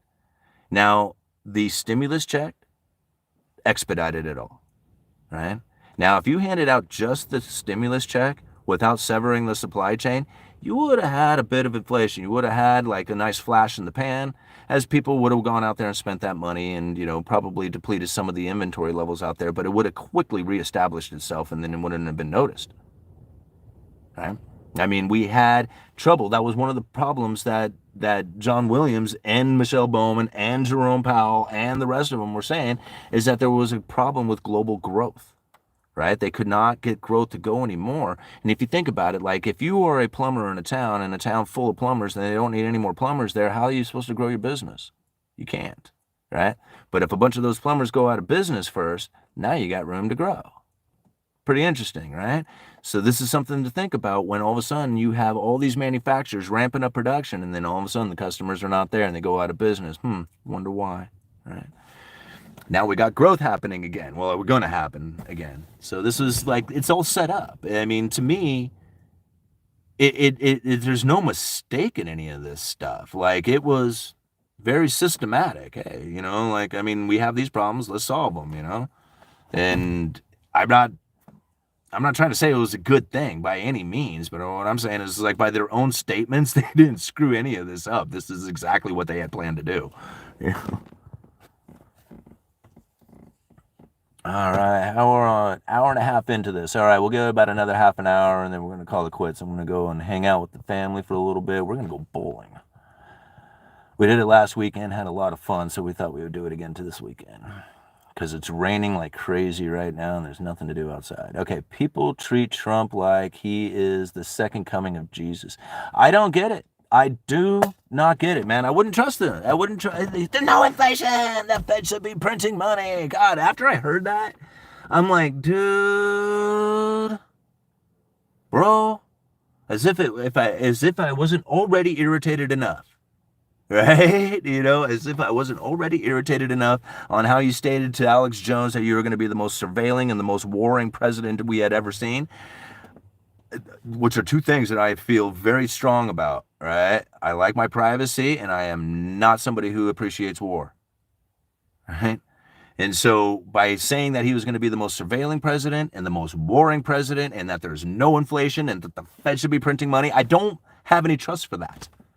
Zero, like none. I mean, I'm glad I don't listen to Biden because he'd probably say some stupid stuff that I don't have a trust for either, but I don't trust him to begin with, so it doesn't matter, right? My level of trust for the government is so low. It is so low. Like I almost have like an unreasonable mental block towards government. I just don't appreciate them that much, right? Like, and it really comes down to, and I shouldn't hold such a grudge, but it really comes down to the Republican Party. The Republican Party pissed me off so bad that I can never, ever, ever, ever, ever put any kind of faith with them again. All right. And that is when they blackballed Ron Paul out of that damn presidential debates and the media and everything else when he was running for president. That's when I lost my faith. I lost every bit of it. I was like, that's it. I'm done with you guys. I will never pay attention to you. I will never give you any credit. I will never participate in that system ever again. You're done. All right. And that's when I started following the money and only the money. And I feel that strongly about it. All right. I mean, I am this close to anarchism than I think anybody would ever realize. Right. Like, I believe in the Constitution. I believe in constitutional rights. I believe in the government, staying within the confines of the Constitution. And I believe the forefathers who wrote that thing left us just this side of anarchy for a reason, right? And we let it go way too far. And so now we face these problems, right? Now we have this to deal with. We have all this, this financial, system that just keeps the rich from, like, I don't know, like, it's so mind-numbing to me, like, what it has actually transformed into from what it could have been originally, that I am so frustrated with all that there's just, like, I just don't have any belief in it anymore. And I'm like, fine, you know what? You guys can play that game. I'm done with it, right? So now I just look at this system so that I can position myself for the best that I can possibly do, right? And that's ultimately what I think anybody can do, Financial markets run the world. Politics are way downstream and pure theater, period. Yeah, believe it. Politics is theater. Yeah. Good for you on not spending 1 second on listening to politicians. I don't. I really don't, So you don't think socialist policy affects the economy? I don't.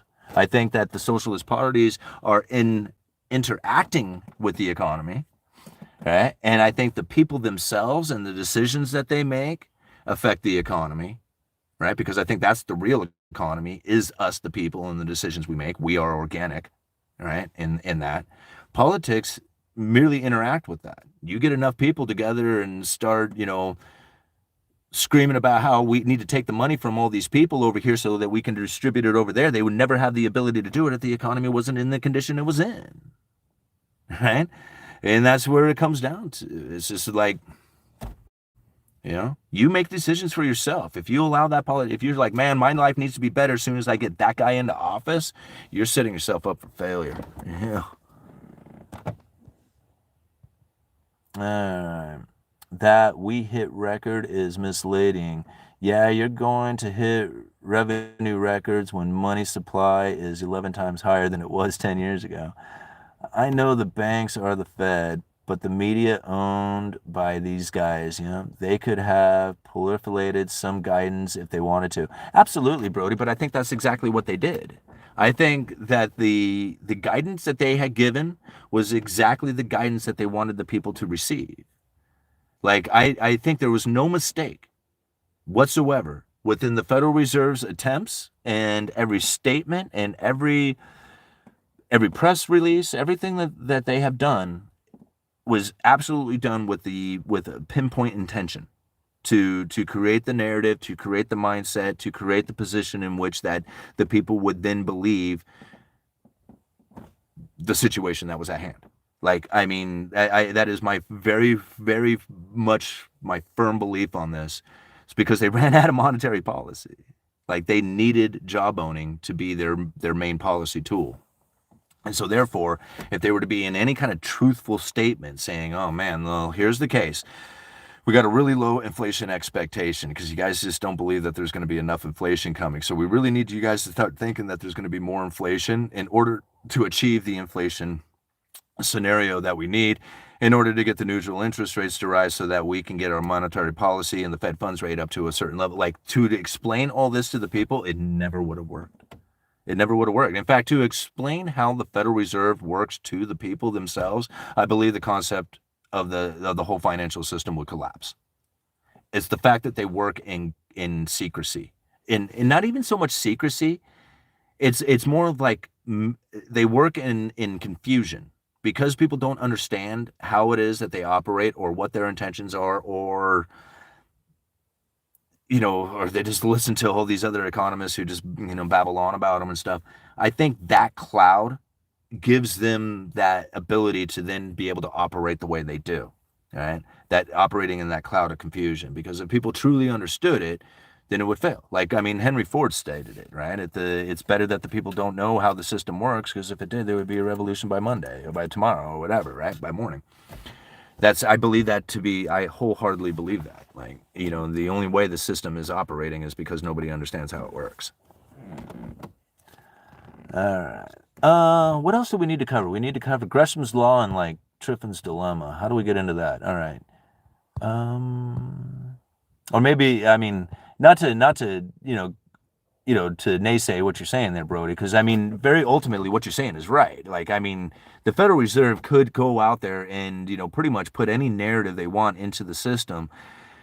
However, if people were to actually have faith in the Federal Reserve, then I don't think that the Federal Reserve would then be able to do the things that they do. Like, I honestly think that is because people don't like the Fed and look negatively upon them and, feel that they have made a mistake and think that they should do things differently and all that other stuff. I think that is what gives them the ability to do what they do.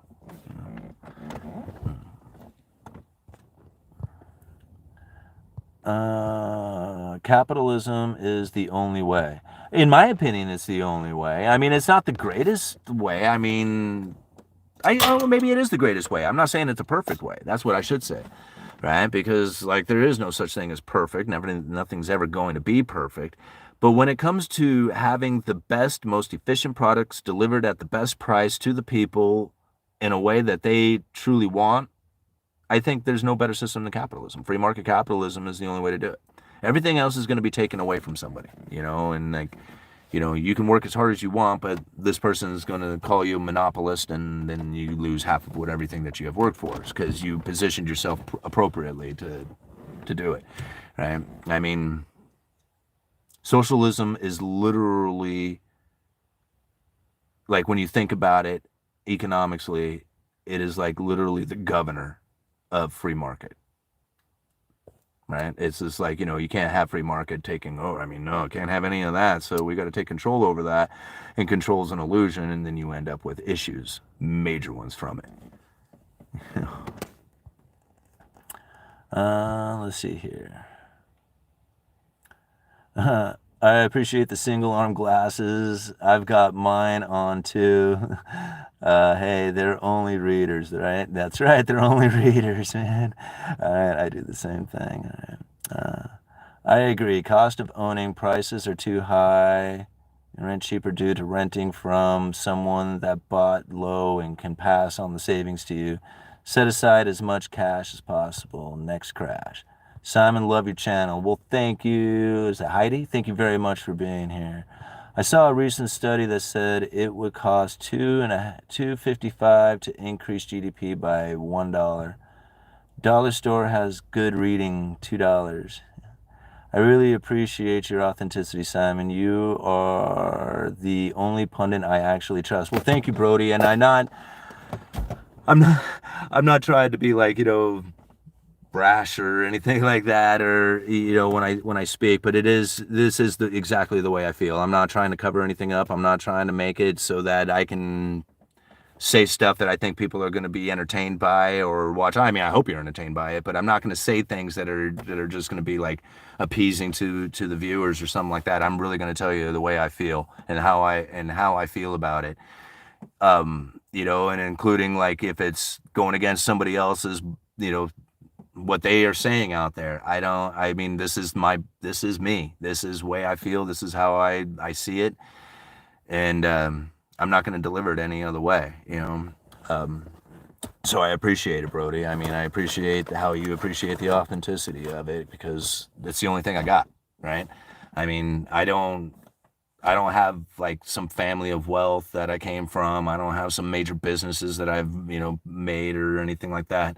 I'm just some guy sitting in a car trying to break all this stuff down, in a way that I think anybody could probably understand this stuff, but not everybody does. And if the working class understood it in a way that I think that these higher level guys did, we wouldn't be making some bad choices in our lives, right? I mean, for me, I know that up until I was about 40 years old, pretty much every single decision I had ever made in my entire life was bad.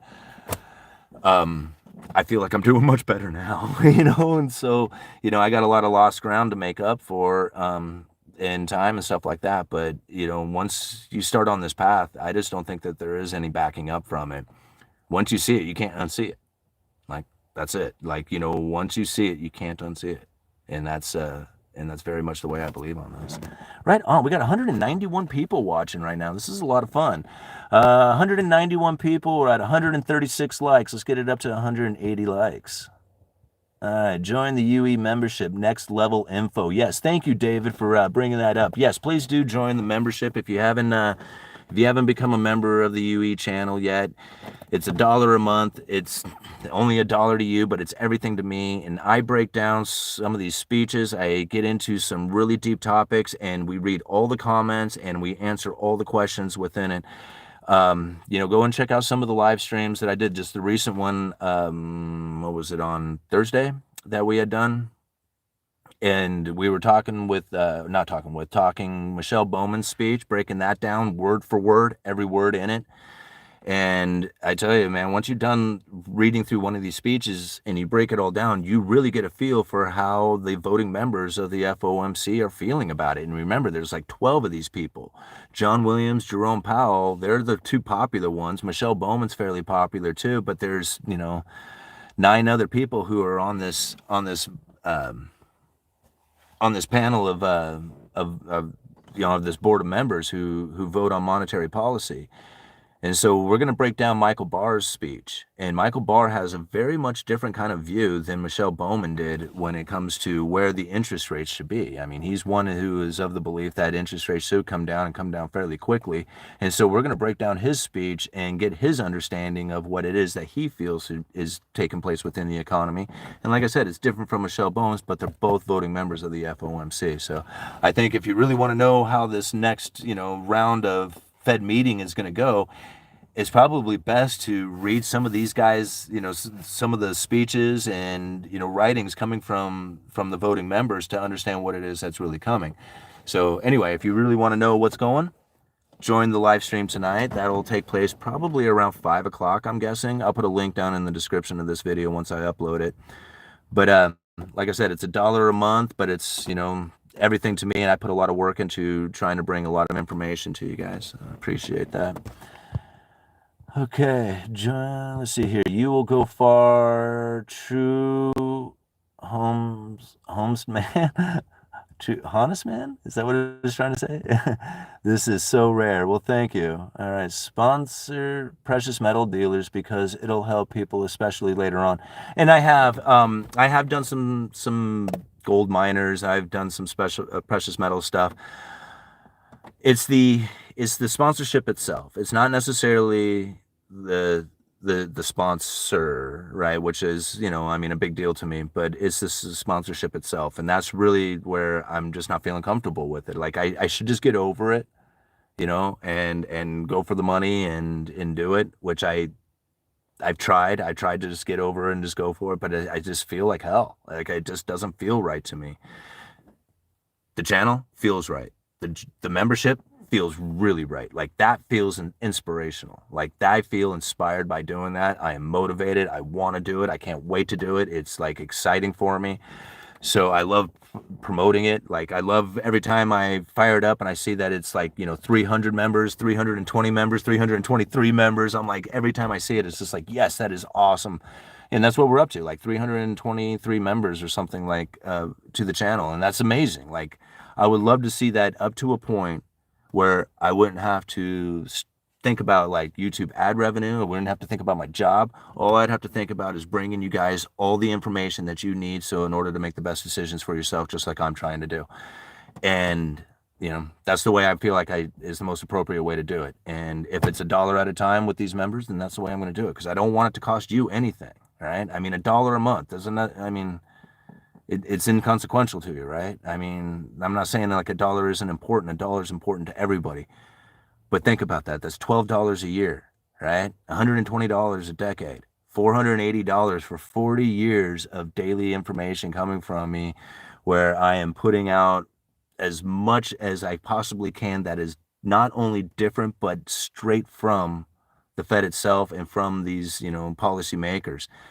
I don't know anybody else who's doing this. Like I feel like it's very unique to this channel and what I'm doing. And, I think that's a valuable thing to people, or it could be a very valuable thing to people, especially, if you're trying to learn or trying to figure out what's happening at a particular time, or maybe even just being, a CEO of a company wanting to understand how the working class is thinking right now. This is, I think this channel provides all that. The membership here is worth every penny. Well, thank you, Brody. I appreciate that, And see, that's some testimonials. I've had so many people tell me that now too. It's just like, dude, thank you for doing this membership.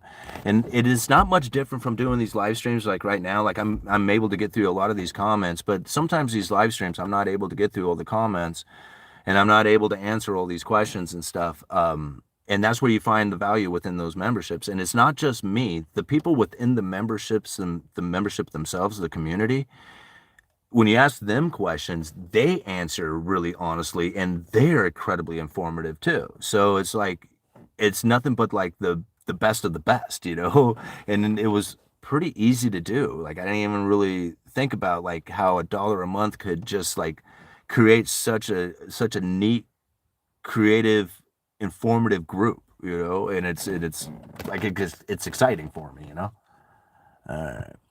right. Mortgage interest rate is tax deductible, not rent. Oh, yeah, that's interesting to think about. All right. You have a unique perspective from your experience and knowledge, UE. Well, thank you, Jimmy Hat. I appreciate that, man, because that's what I'm trying to do is bring you, is to bring you this information in a way that is different from somebody else. Like, I mean, you can listen to somebody who has $1 million, 100 million, I don't even know, $1 million ain't that much anymore. Has $100 million flying from, 30,000 feet in the air in their own private jet, trying to tell you how it is that you need to do it to make your way. Tell me, they cannot possibly relate to you. Like, I mean, maybe to you, the one who's like in that position, but like if you're in my position, you're showing up every day for a job, you're trying to figure out how you're going to make your bills and all this other stuff. That guy from 30,000 feet with $100 million has no clue how you live. He doesn't understand it. He doesn't understand what it's like to not be able to go buy a gallon of milk. That's hard, right? It's been a while for me, but I know what that's like. And it wasn't that long ago I was feeling that way, right? That's a major difference between most people who understand economics, who are out here trying to describe it, and what I'm doing, right? Is that I understand what it's like to not be able to go buy a gallon of milk. Right? It's not just a matter of not being able to buy the gallon of milk. It means much, much, much more than that, right? And I understand that, right? Most people who are up there, they don't understand that. They don't understand that. Like they don't get it. They're like, oh, somebody go, the food bank will have a gallon of milk. Go get one, right? They don't understand what that means to not be able to go get that, right? It's a huge difference. And that's why, following this information from this sort of level, right? To understand it from yourself, for yourself at this way. This is why you're not clouded by it. This is why we understand the economy much better in the position that we are in. If we had $100 million and we were flying 30,000 feet in the air too in a private jet, then we would be looking at it from their point of view too, right?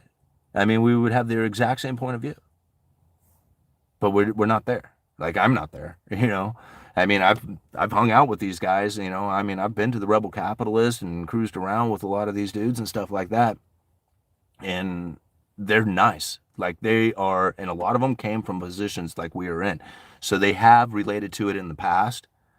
But once you have moved on and you have acquired, you lose touch, right?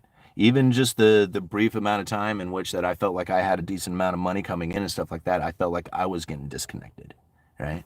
And it's like, hey, man, reel it back in, come back down and touch reality again, because it's much different. It is so much different for us than it is for a lot of other people out there, and the same thing for people who are living on the street. They don't have any, we don't have any clue of what survival thoughts that they have in their head. The constant strive for survival, every minute of it, right? Don't steal from me, don't hurt me, don't take me, don't, whatever, where do I get, how do I find, whatever, this constant, it would just be so deteriorating to life, All right, research shows that you need both focused and diffused attention to best integrate new knowledge. So focused attention on a topic followed by a passive learning like audiobook while cutting grass. Interesting. Who's going to buy all this debt, Simon? The Fed is insolvent. Who's going to buy all the debt? Now, that's a very interesting question. Ow. Oh, my leg is getting sore.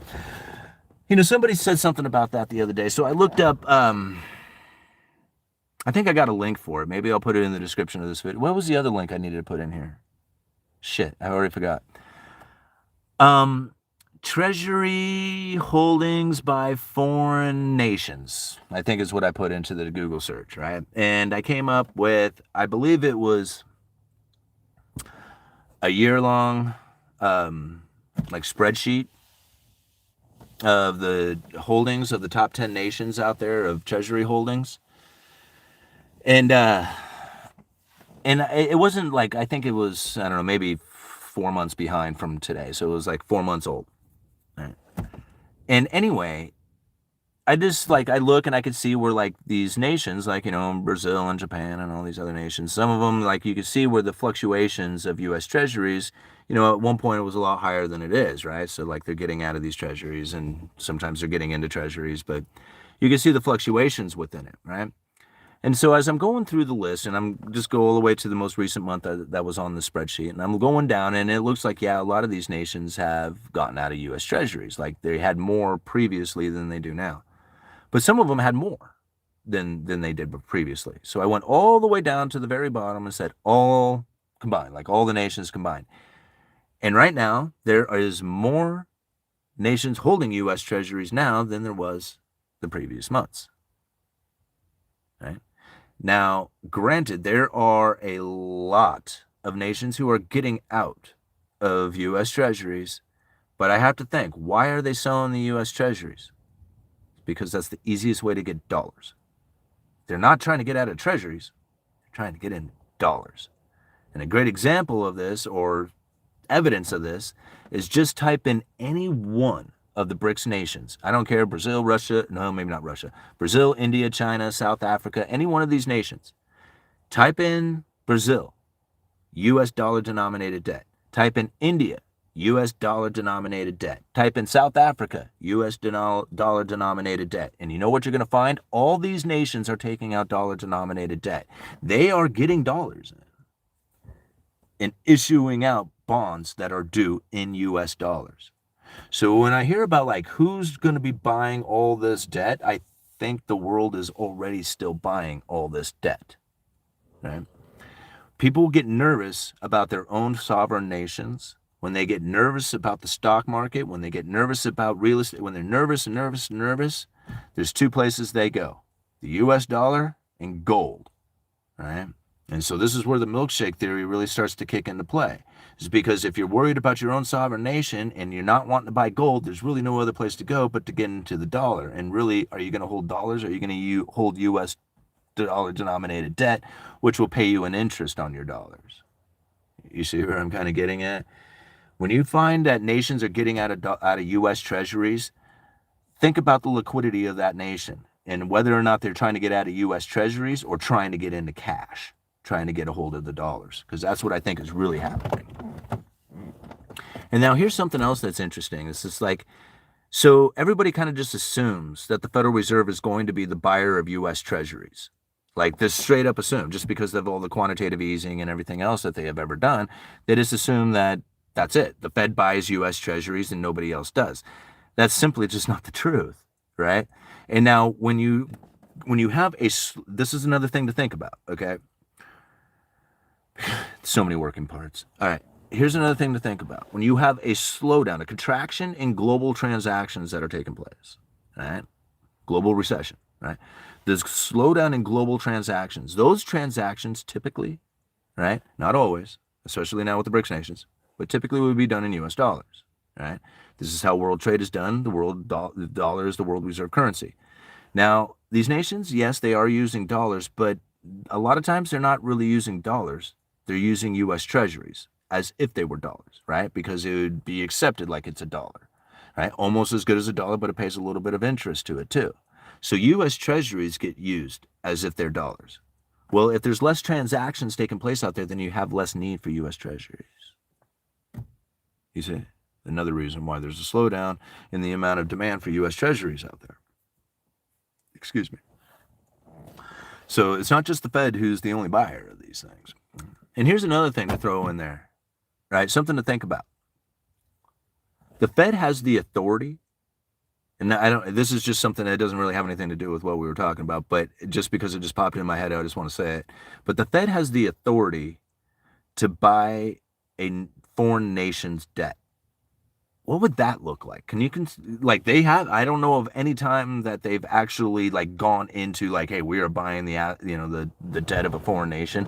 I'm not saying they don't have foreign nation debt on their balance, but as far as doing a quantitative easing approach to buying foreign debt. But isn't this amazing? To think about when you have a need to try and create dollars for stimulus purposes, and the only way to do that is by the fiscal policies coming from the government spending, they have to spend in order to create the US treasuries in order for the Federal Reserve to have something to buy. Does you see where I'm kind of getting at? In order to create the dollars to stimulate with, who's to say that they couldn't go and just start buying the debt of foreign nations and create US dollars with the debt of a foreign nation? Right. Okay. Anyway, I'm gonna leave it at that. That's not happened yet, but I'm just kind of wondering. They do have the authority to do that. I've heard them say that more than once. So it's obviously in discussion, or at least in their minds. That's your debt. Okay. I could buy a house, but it will come down to convincing my wife that our money would go a long way investing. I can get 4.6 APR with a SoFi savings account. I don't know. I'm going to cruise down here and check out these super chats because I don't want to leave those guys hanging. Randy Byers, $9.99. Thank you so much. It just says thanks. Well, thank you, brother. I really appreciate that. All right, Timothy Harris for the $4.99. Thank you very much. Well done, Simon. Real Vision, Clearview Tax are my go-to channels. Well, thank you so much, man. Thanks to me. Hey, all-nighters up in the house. Good to see you, brother. All right. Sorry I skipped all those through, but I'm just going to kind of cruise down here to the end, or towards the end, just to get a little more caught up on comments here. I spent 34 years busting my butt, bought my place in 2012. Just keep your eye on the prize. Well, good for you, GMA Merkel.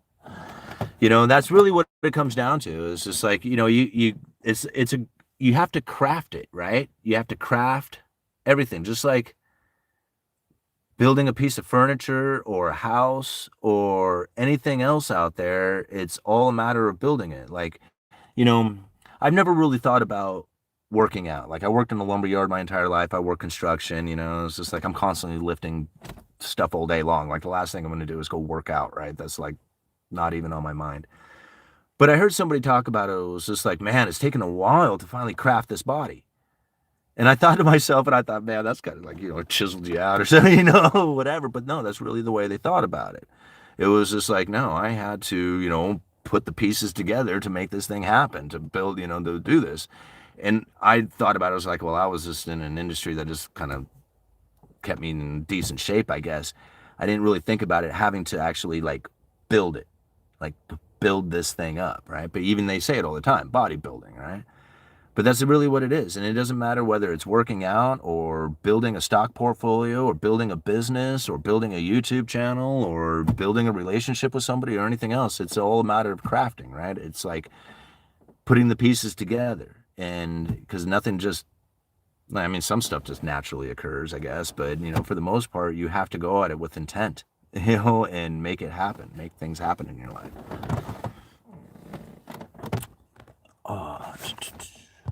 It's been fun tonight, huh? Okay, well, I guess we gotta cover a couple of more things since we had some economic theories to talk about, and we're already 2 hours into this. But I think we really covered like Cantillon's effect and the bullwhip effect. I think those are the two like really major ones that are out there to follow. But really, when you think about Gresham's law and you think about Triffin's dilemma, these are the other two like reasons that even the United States is in the position that it is in. I mean, with Gresham's law, it basically says that, bad money chases out good money. And that's really kind of weird to think, because like most people would think, well, if it's a bad money, why would anybody use it when the good money is what everybody wants? And that's exactly the reason why the bad money chases out the good. It's because the good money is the one that gets hoarded away, where the bad money is the one that ends up becoming used in circulation. And so when we think about like, another currency coming in to replace the dollar, it is a very, very difficult thing to do, because what it ends up having to be is a match to the dollar itself. Like, you can't come in with a good currency, people would just hoard it away, and nobody would use a bad currency. It doesn't make any sense. So in order to replace the dollar, it would have to be something that matches the dollar one for one. People would accept it as if it's a dollar, like, as good as a dollar, maybe tradable for a dollar, equivalent to a dollar, something like that, and then become used to using it as if it was a dollar, and then eventually have the dollar disappear, and then that would be the replacement currency to it. But it would have to happen in that sort of fashion. I mean, very much like the dollar replaced the gold, in an idea that the dollars were fixed rate, like, or the gold was at a fixed rate to dollars. It was just like, so many dollars was going to get you a certain amount of gold, and that was fixed, and nobody questioned that. So as long as you had that many dollars, you had something that was as good as gold, until the day it wasn't. And then people realized, oh crap, we got a bad currency here. The good currency gets hoarded away, and only the bad currency is left in circulation.